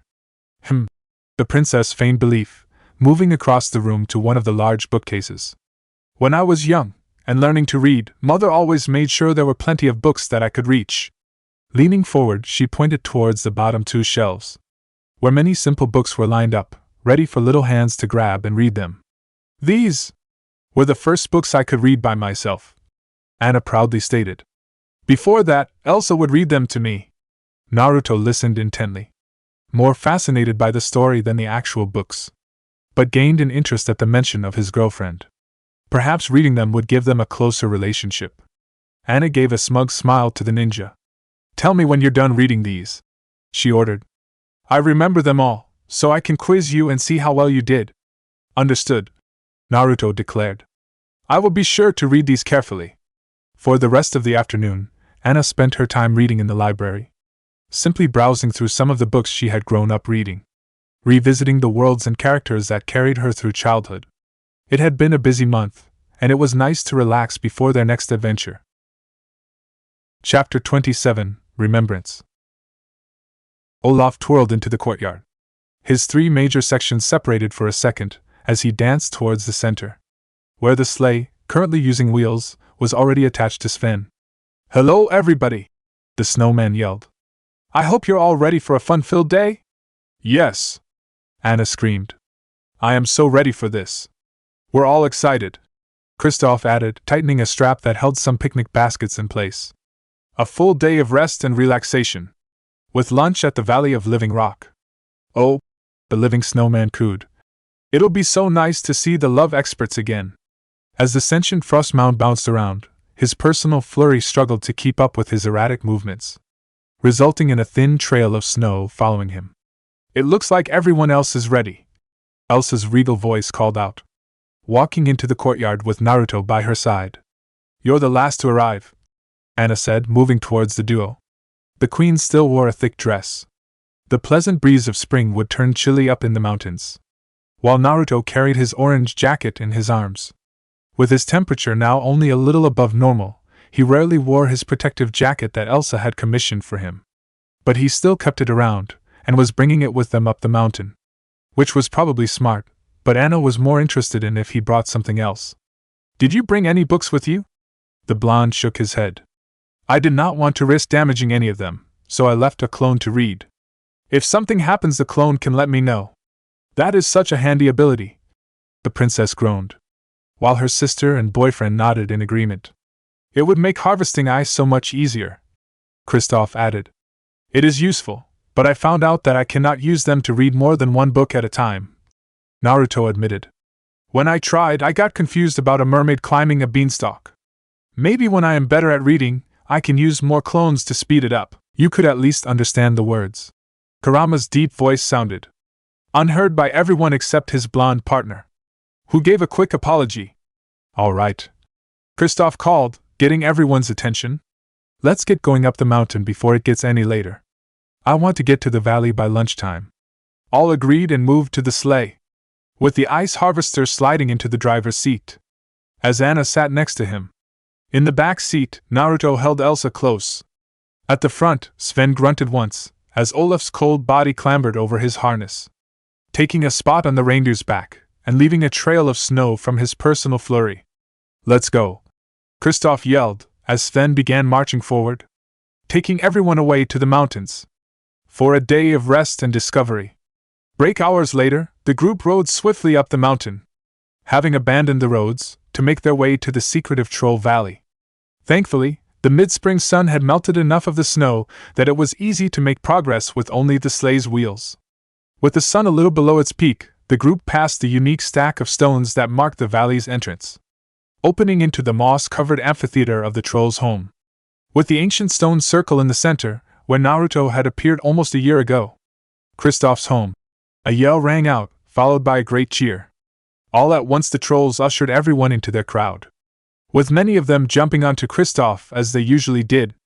Naruto was soon pulled into the mound of rock bodies, with Elsa and Anna at risk of joining in. Thankfully, Bulda dragged the two away from the pile before they got lost, and brought them to Pabby, before she left to go dote on her baby. "Please tell Kristoff to visit more often." Pabby chuckled to the sisters. "If he and any guests he brings are covered by everyone after being gone for only a month, he might wish to make more regular visits." "Grand Pabby?" Anna called after chuckling at his comment. "I wanted to talk with you about something. You mentioned that last time you were here," the elder said. "What is troubling you?" "I wanted to ask about my memories that you removed when I was younger." The old troll moved to look at the young princess, giving her his full attention, while off to the side, Elsa stiffened at the mention of the past. "I was wondering when you were going to ask about that," Pabby said to himself. "Are you curious if you can get your memories back?" "No!" the redhead cried, looking between the troll and her sister, before admitting. "Well, maybe. I don't know." Anna began to pace for a few moments, silently moving her hands as tried to collect her thoughts, while the two onlookers watched. "I think I want to talk about my memories," she finally said. "Or maybe ask about them. Because I do know why they were removed, but sometimes I remember things that aren't true. Yet they're true enough, and I get confused." "Anna," Elsa called, placing a comforting hand on her sister's, but could not keep the worried look from her eyes. "Perhaps it would be best to start with the memories themselves, and not a reason," Pabby suggested. "What do you remember?" "I remember sliding down hills covered by fresh snow on hot summer days, and laughing with Elsa as we crashed into a snowbank," Anna spoke, looking towards the sky in remembrance. "We went skating on frozen ponds, and I thought about how pretty the leaves looked as they started turning from greens to gold and orange." The old troll nodded his head, listening to the young woman continue talking about her past. When she stopped talking, he began. "When I removed the magic from your head, I removed all your memories of magic to ensure that no trace would be left behind." He started. "But I promised your parents that I would leave the fun, and I am glad to see that I kept that promise." Elsa was quiet, her own memories coming back to her. With how upset and racked with guilt she had been at hurting her sister, she had forgotten that Anna still remembered the fun of their childhood. Pabby continued speaking after a few seconds of thought. "I'm sad to say that the true memories of your youth have disappeared long ago, as any child's memories often do when they grow older. So I'll never get my true memories back?" the princess seemed to ask herself. "They'll keep fading until I only remember the fun." "Tell me, princess," the elder interrupted before anything more could be said. "When you remember riding a sled down the snow, does it matter if the snow is covering a hill or the entrance stairs of a castle?" "Well," Anna stretched the word for several seconds as she thought. "Maybe. Mom and Dad would have been upset if the main stairs had been covered in snow." "They weren't that upset," Elsa laughed. "It was a really warm summer night. You came to my room to cool down because you couldn't sleep. We must have spent at least an hour sliding down the main stairs before Mom found us. She gave us a long lecture." Anna giggled. "But she was happy that we didn't go outside." While the sisters laughed, while Pabby looked on, smiling softly, as the redhead continued. "I remember how scared we were when she found us." Suddenly, Anna went silent as she began to understand. "I remember. Even though it's not perfect, I remember. It is not the where or when that's important, in our memories. but the moments that define us, and the people we share them with. The sagely troll added. Our precious people. Elsa whispered to herself. A moment spent alone with Naruto came to mind. The excited princess began rapidly clapping her hands as she started talking. I remember, the only time Mom ever got really mad at us was when we built a snowman in the art room. Elsa clapped her hands over her red face, letting out an unladylike groan. Why did you have to remind me of that? Mom was furious that we could have damaged the paintings. Sorry. Anna apologized. But she did eventually forgive us. When we filled the ballroom with snowmen, and promised to only build them in there. She watched us constantly for a month, to make sure we would keep that promise. The elder sister laughed, finally pulling her hands away from her face. And we did. The younger sibling sang happily. An hour passed by, as the sisters talked about anything that came to mind. From snowmen sled races across the dining room table, to Elsa and Anna learning how to properly sweep with a broom, under Gerda's watchful eyes, when the duo had wanted to see if they could fill a hallway with snow. The sisters laughed and groaned as they swapped stories, with Anna no longer thinking about what she couldn't remember, but instead what she knew was true. While she hadn't gotten her memories back, she wasn't sure if she had wanted them back at all. She just wanted to talk more than anything. So talk she did. It was Pabby who noted the time, and urged the sisters back to the main area of the troll knoll. The group of three began making their way back, with the two girls walking at a sedate pace with the grandfatherly troll. Grandpappy, I had a question for you as well. Elsa spoke, gaining her companion's attentions. Did you know our grandfather? Oh yeah, the pageant. Anna interrupted. I was wondering the same thing. The old troll sighed. I never met your grandfather, Runnard I believe was his name. The two girls nodded. He and his father never came to the valley. In fact, your father was the first of the royal family to come to us in 100 years. That's such a long time. The queen noted. I wonder why there was such a big gap. I do not know. Pabby admitted. Perhaps something kept them away. Like what? Anna questioned. Fear, was the simple answer. The girls stopped walking and stared at their companion, filled with concern and curiosity, silently urging the elder to continue. Fear of the unknown, and what is in it, has stopped many people from moving forward, the troll stated, continuing to walk towards the rest of the trolls, forcing the girls to keep up with him for once. If someone cannot understand something, most of the time it is easier to fear it, instead of trying to understand it. Like my powers, Elsa whispered, making soft wisps of snow swirl around her fingertips. Yes, but you have gotten past your fears, Pabby spoke, stopping any worry that might have arisen. Almost a year ago, you took that first step, and now only need to learn more about your powers to understand them. The few steps left to the clearing were taken in silence, with Elsa deep in thought about her powers. As Anna now thought about family, and how important they were to her, she had felt that it was important to talk about her memories with only her sister. But this had meant that she had to leave some of her family behind. Kristoff, Olaf, and Naruto had stayed with the rest of the trolls, leaving them ignorant to what had been talked about. Anna had every intention of telling them about what happened, but felt it would be best between sisters to start. And she had made peace with her decision, especially after she got to see what the boys had been up to in her absence. Olaf danced around among the trolls like he was one of them, while Kristoff and Naruto were covered, head to toe, in mud and moss, making them look surprisingly like trolls, if a bit tall. Elsa had the courtesy to laugh into her hand. Anna just laughed. Chapter 28, Muddy and Clean. Trolls never worried about getting a little dirty. With bodies made of stone, a quick wash under some water would leave them clean again. So, when one troll throws a ball of mud at another troll, no one worries. This was how Kristoff had grown up alongside his troll family, with dirt being as much a constant as the river nearby. Naruto was also used to being outside. While he was traveling with Jiraiya, there had been many moments where water was scarce, and the need for stealth was high. A little filth was hardly a concern when a life was in danger. So, when both men found themselves dodging mud balls from the younger trolls, everyone laughed and had a good time. Eventually a game was made from the messy activity, with Naruto and a confident Kristoff against a horde of troll children. All right, the ice harvester yelled. The rules are simple. The trolls try to hit us with mud balls, and whoever gets hit the least between us is the winner. The rows of rock people grinned mischievously, each one already holding a handful of mud in eager anticipation. Bulda stood in the center of the field, raising her hand. When I give the sign, the competition will start. The troll began to walk backwards, holding her arm in the air, keeping the peace for just a little bit. She kept moving back until she was clear on the sidelines with Olaf and Sven, both of whom had been forbidden from competing since snow and fur were a little harder to clean. Good luck, Naruto said to his fellow blonde, a barely contained smirk on his face. I'm the one who should be wishing you luck, Kristoff responded. I've been dodging mud balls since I was a kid. Ready! Bulda yelled, looking between the two teams. With no objection, she brought her hand down. Go! Chaos had been unleashed.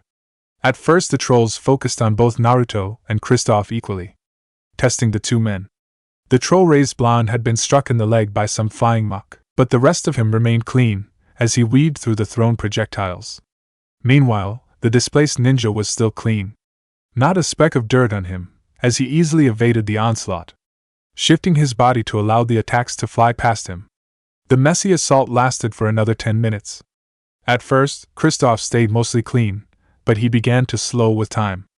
A mud ball to the chest distracted him long enough for another to hit his chin. He was thoroughly covered by the time Bulda whistled to signal an end to the chaos. Sorry baby, but Naruto wins, the mother troll called. The ice harvester groaned, his body peppered with patches of mud, leaving only half his body clean. How did you dodge everything? Kristoff groaned. I have trained, since I was young, to dodge thrown attacks, the ninja bragged. If you watch someone's hands, you can easily see where they are aiming. Then all you need to do is move out of the way. The sunny blonde laughed for half a minute, enjoying his victory, and the look on Kristoff's face, who had been so certain of his own victory, until the wet splat of a mud ball hit his back. Hey! He was right, a middle-aged troll yelled. If he's not watching you, you can actually hit him. Well, that would have been good to know earlier. Another troll groaned, holding an unthrown ball of mud in her hand. Naruto watched the gathered trolls, as he tilted his head to the side, letting another projectile harmlessly sail past his head. Nearby a young troll smiled sheepishly with their arm outstretched. Sorry, the child squeaked. I wanted to see if I could hit you too. Naruto smiled at the little rock, understanding its want to what the other troll had done, especially since the middle-aged troll had been the only one to hit him so far. The footsteps behind him were the ninja's only warning. You ready to go another round? Kristoff asked good-naturedly, as he slapped his open palm against his friend's back, leaving a muddy handprint behind. It's not fair if only one of us is dirty. I am always ready, let us go for another round. Naruto grinned, eager for another chance to test his ninja skills. It had been too long since he had a proper challenge. The next half hour was spent with Naruto, by himself, moving around to dodge more and more projectiles from an ever-increasing crowd of trolls. The longer he went without being hit, the more living rocks would join up to circle around him, each looking to catch him off guard and hit him with a mud ball. And then someone did. 5 minutes into the assault, a glob of mud splattered against the ninja's right arm. He had been looking left to dodge another 3 balls, causing the first official hit to land on him. It was honestly a lucky shot, but that didn't stop the renewed confidence and vigor of the trolls, leading the earthen tribe to redouble their efforts. As time went on, Naruto would be tagged with more mud balls. But after 30 minutes, the group of trolls needed a break, and the match was called, leaving the ninja covered in mud, but still less dirty than his fellow blonde. The two men laughed, either one really caring about the dirt covering them. A troll had given them a few sheets of moss to wipe off some of the muck before their inevitable bath, as the trolls around them also began to wipe themselves clean, many having gotten dirty from handling the mud, or during the battle's crossfire. The only ones who were still clean from the start of the match were Sven and Bulda, with the reindeer having chosen to stay out of the game to avoid needing a bath, while the troll mother was busy refereeing the match. Olaf had been forbidden from joining in, but the snowman found a role for himself as he carried handfuls of mud to the trolls, thankfully leaving only his sticks in need of washing. Finally, everything was calming down, until a bark of laughter tore the air. Anna, Elsa, and Pabby had returned. The princess held her stomach as she looked at the scene before her. Elsa remained tactful, chuckling behind her hand. while the eldest troll simply smiled, having grown old alongside the games and traditions of the living rocks. "What happened to you two?" the queen asked once she had regained her composure. Her sister continued to laugh. "The trolls wanted to have a mud ball fight," Kristoff explained. "And it's been years since I've joined one, so I offered to be the target. Then Naruto joined as the other target." A few gasps for air sounded as Anna joined the group, having gotten her laughter under control, although she still chuckled every few seconds. "You two need a bath before we eat unchanged," she said, flicking a clod of dirt from her boyfriend's hair. "Hey, I grew up here," Kristoff reminded everybody. "Do you really think I would have agreed to this if there wasn't a warm river nearby?" "Warm river?" Naruto asked. "Do you mean a hot water fountain?" "I don't know about a fountain," the ice harvester responded with confusion. "But the river comes from a hot spring farther up the mountain. It would be nice to go there." The ninja nodded his head, remembering some of the hot springs he had gone to with his friends. "Maybe we can arrange a trip later," Kristoff responded. "But for now, we need to go wash off all this mud." With a wave to the girls, the two boys walked behind some rocks, with Kristoff leading them towards the river, only stopping at the wagon to grab a change of clothes. Once they had reached the water, both men stripped out of their dirty garments and started washing themselves, enjoying the warm water on the mid-spring day, with a small waterfall nearby that they used to rinse off. Both men were quiet, with a relaxed atmosphere as they continued on, neither really worrying about the other man next to them. Naruto was smiling constantly, thinking about how fun the day had been. The game with the trolls had been the first real ninja training he'd had in a while. Although the mud balls were a lot softer than the blunted kunai and shurikens used for training back at the academy. Thankfully it was only a game, and he didn't need to actually defend himself. The idea of summoning clones to take hits for him didn't feel fair. After several minutes, the two men finished cleaning, and began trying to shake themselves dry. With no real towels in the forest, they had to make do. Using Kristoff's spare shirts, the two were able to get mostly dry. But now they only had a pair of leather breeches each, and would need to go shirtless for a little while. Hopefully they could wash their dirty clothes before heading back to Arendelle. Anna was finishing setting up the picnic, placing a large checkered blanket over the ground, and pulling food from the large wicker basket. The trolls around the valley brought their own food to the luncheon. A mixture of berries, funguses, and edible mosses, few of which looked appetizing to the human princess. Elsa and Pabby had gotten into a conversation about ruling. Anna could mostly follow what they were talking about, but she wasn't paying too much attention. Instead, she watched Olaf stand in line with the young trolls, who were taking turns swinging on Sven's horns. With the snap of a dead twig being stepped on, Naruto and Kristoff returned, both shirtless and glistening from the water, making their muscled chests more pronounced. "Baby, you're so thin," Bolda called out as she hopped onto a rock and began poking her adopted son in his well-defined abs. "Are you eating enough?" "I'm eating plenty," Kristoff assured his mother. "Carrying ice around keeps me in great shape, and the castle chefs make sure I never go hungry." Years of harvesting ice and packing it onto sleds and wagons had kept him fit and trim, his muscular body appealing to Anna's eyes, as she watched him move around while Bolda continued to check on her boy. Elsa had finished her talk with Pabby, and was lounging back in her seat, an approving smirk clear on her face, as her eyes remained fixed on her boyfriend. While Naruto wasn't as muscular as his fellow blonde, he was just as fit, his naked upper half showing the almost predatory physique that was normally masked by his shirt. The way his lean but strong body moved as he helped some of the smaller trolls onto Sven's antlers, yet was still ready for anything that might happen. Elsa enjoyed watching him.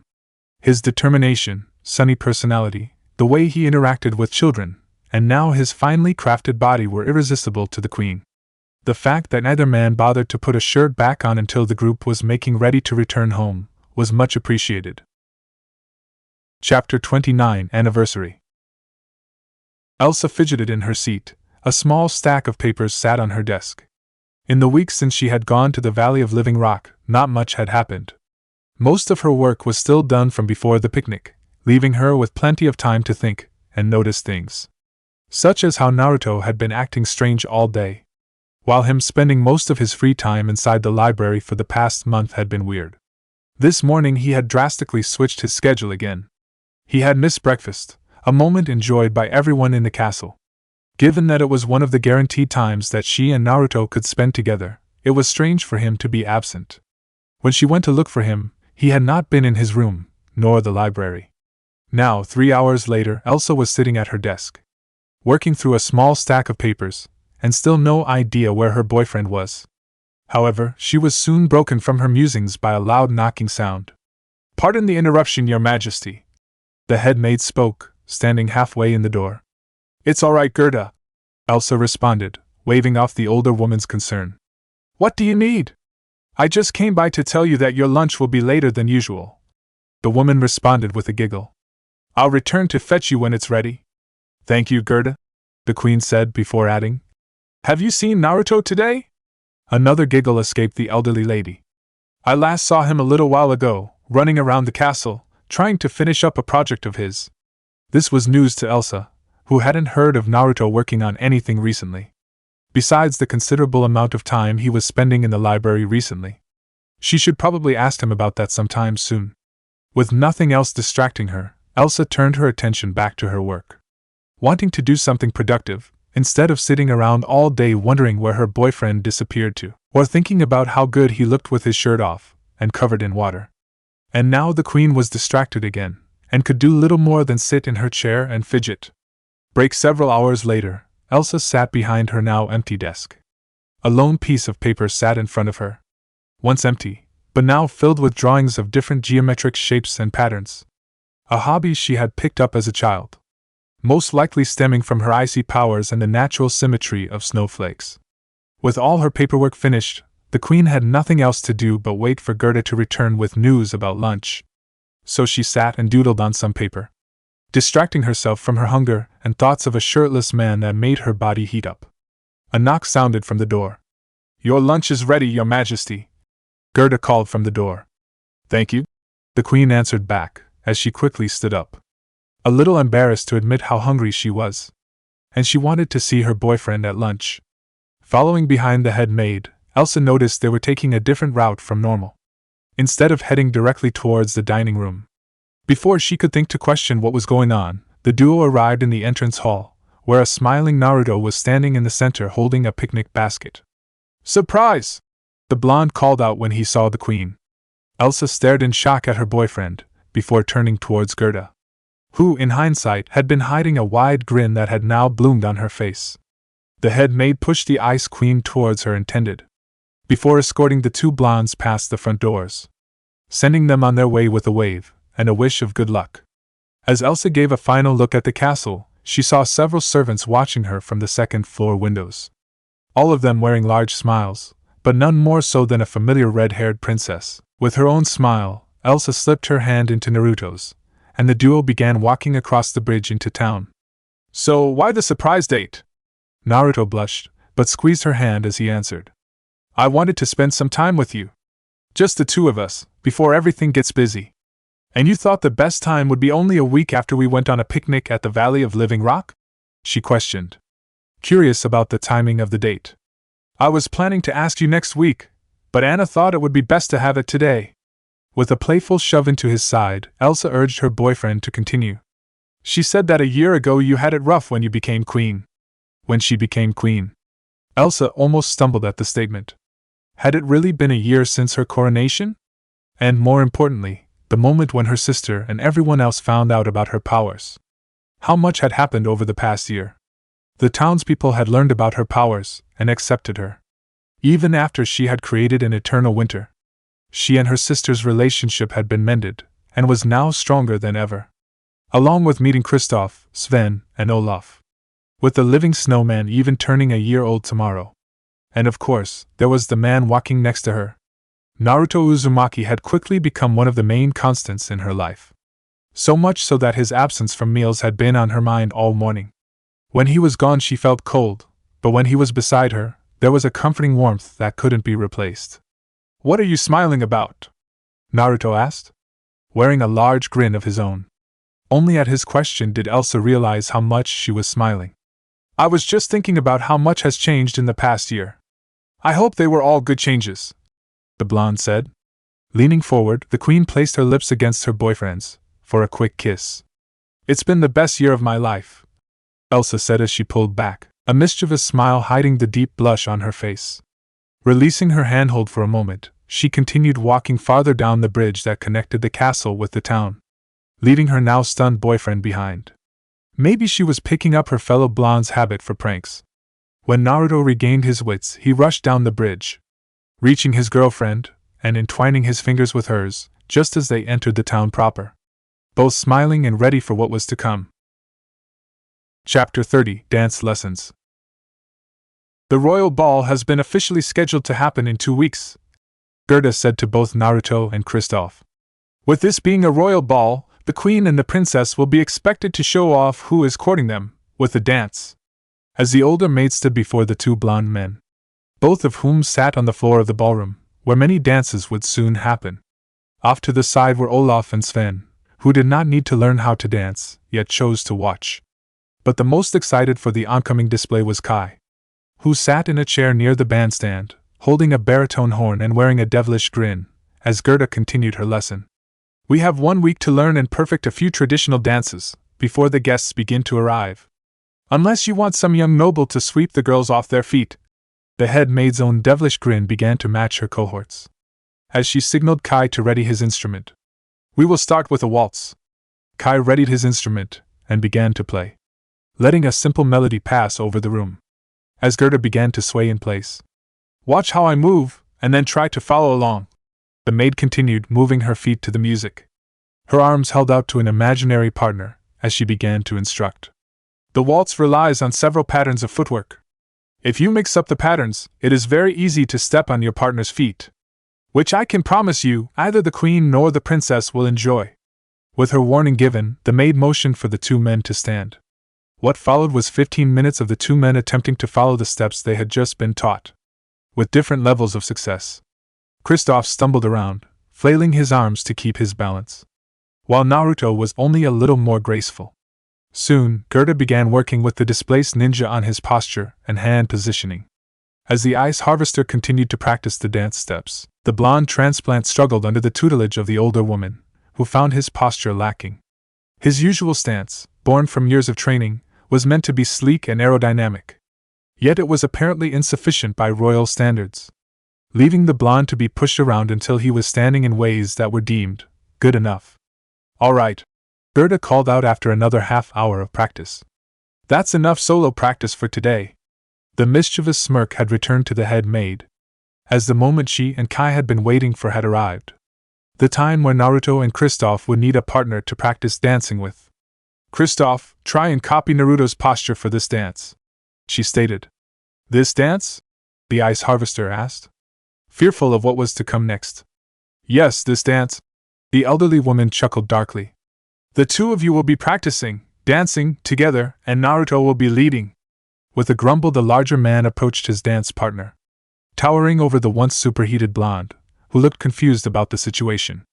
With another grunt, he grabbed the shorter man's hand in his, and placed his other on his side. 5 minutes later, after Gerda had corrected their positioning, the two were ready to dance. A minute after that, Kristoff had already managed to step on his partner's feet twice. Naruto, keep your feet moving in the correct patterns, Gerda called from the side of the room, a wicked laugh threatening to erupt from her. Both of you need to learn these steps. And if you start moving your feet out of the way every time someone is about to step on them, not only are you not learning the proper steps, but you prevent your partner from learning from their own mistakes. And I am quite certain that the queen and princess will be very thankful if both of you learn to not step on their feet. With her speech done, the head maid motioned for Kai to begin playing again, with the head of staff having developed a nasty chuckle as the two trainees tried to get rid of the pain in their feet.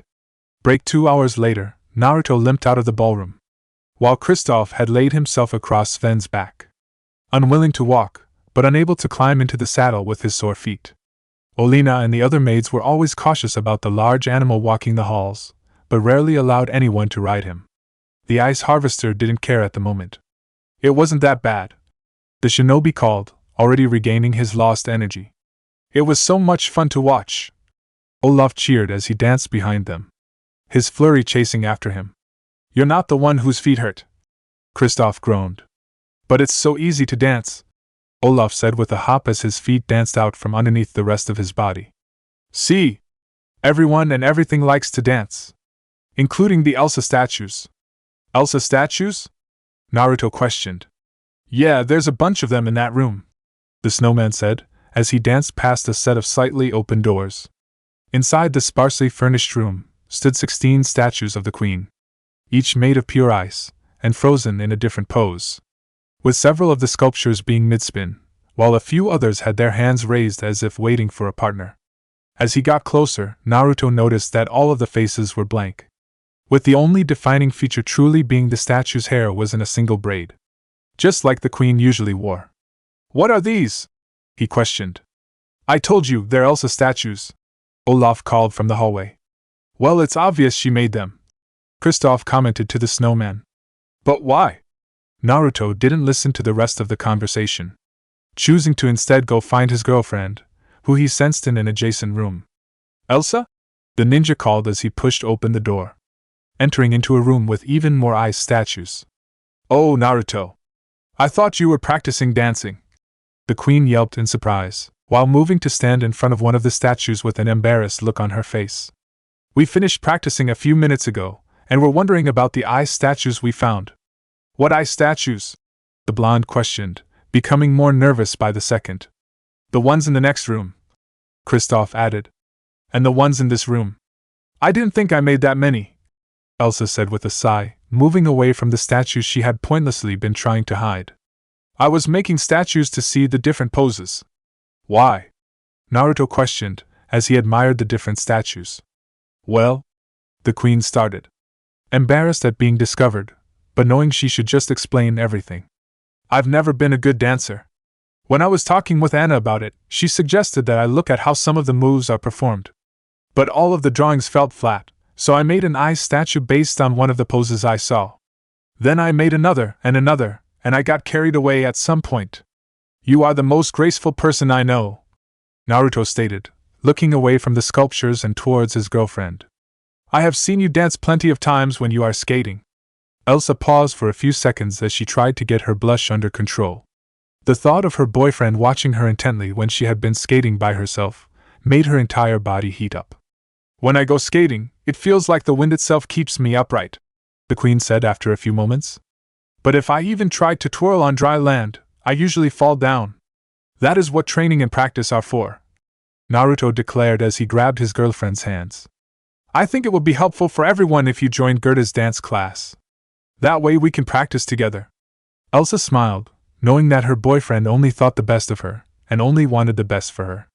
While she had initially declined Gerda's invitation, thinking she would be fine on her own, but joining Naruto could be fun. Just don't be mad if I step on your feet. She finally relented. I could never be mad with you, the blonde said with a large grin. But if it is really bad, you can stand on my feet, and I will dance for both of us. The two laugh, content with being close to each other, knowing that whatever pain may come would only help them grow. I hate to ruin the moment, Kristoff interrupted the duo. But we need to talk about the ice statues. Naruto and Elsa quickly pulled away from each other, having completely forgotten that Kristoff, Sven, and Olaf were also standing in the room. The troll-raised human gave them a minute to calm down before he continued. First, I was wondering if these statues are like the statues of Hedda and Ingrid that you told me about, the ice harvester asked. Not that I noticed, Elsa said. I had to concentrate to make these take shape. But the statues of Hedda and Ingrid formed on their own once I sent some magic near their footprints. So we still don't know what causes those statues, Naruto added, closing his eyes in thought. No, Elsa admitted. And I haven't had time to try and recreate it either. Something to work on another time, Kristoff said. The more pressing problem is getting rid of these ice statues before they finish melting. Reminded about the fragility of the Queen's creations, and the summer heat, the next few minutes saw everyone moving to get rid of the statues before they were nothing more than a puddle, with Kristoff and Naruto running around to gather them up, while Elsa returned them back to the air. Break. And step 1, 2, 3. Gerda counted out, letting Kai keep rhythm with his baritone. Following their teacher's instructions, the group of 4 students began to dance by themselves. In the 3 days since Elsa, and by extension Anna, had joined the boys in the dance class, things had been progressing smoothly. Gerda had decided to take things at a more gradual pace. With extra students it was better to take things slowly, as opposed to the quick method she had initially devised for Naruto and Kristoff. Although, amongst the group, Anna didn't need any help dancing, taking the lessons to help her sister and watch her boyfriend struggle. Elsa was improving, practice and constant encouragement from her loved ones helped, but she was still the weakest dancer of the group. But today was going to be the first time the group would dance together. While it had been funny watching Kristoff and Naruto step on each other's feet, the new, slower method required more individual practice before pairing up. With the final solo practice out of the way, it was time to get close. Anna immediately ran and jumped into Kristoff's arms. While her sister was a little more subdued, she also made her way quickly to her sweetheart. Elsa had been dreaming about this moment, with both excitement and dread.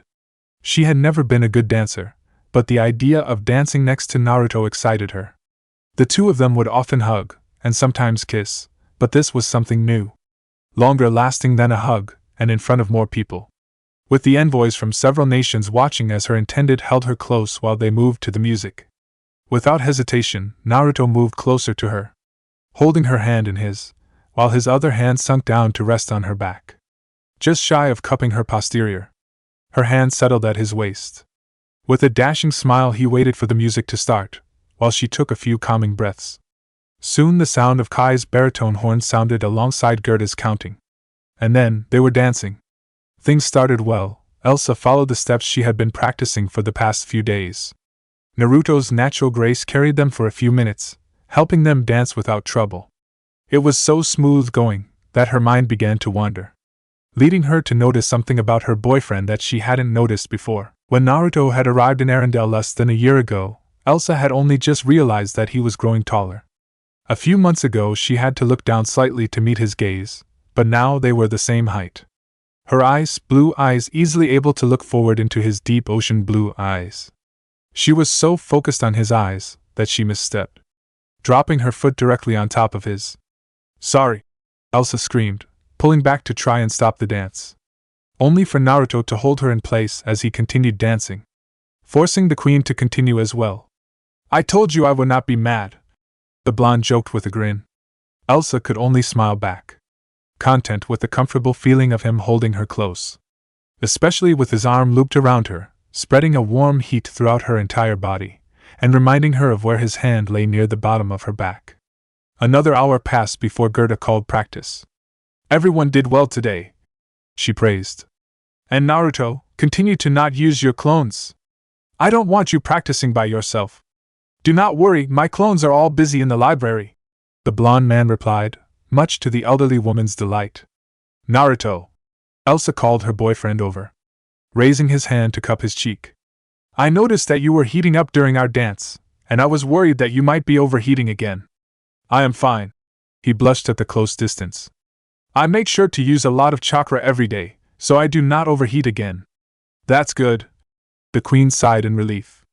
"But I still worry about you." "Thank you," Naruto responded, happy that his girlfriend cared for him, along with the pleasant way she rubbed his cheek. "Excuse me," Anna called with a mischievous grin as she looked at the couple. "Before you two get too comfortable, Alf the court painter is here to finish Naruto's portrait." "Ugh, more sitting," the blonde complained. "Can I just send a clone?" "Sorry, no," the redhead laughed. "Apparently your clones keep disappearing." While everyone else chuckled, Elsa followed after her boyfriend, both to make sure he went to have his portrait made, and because she had a few more things to talk with him about.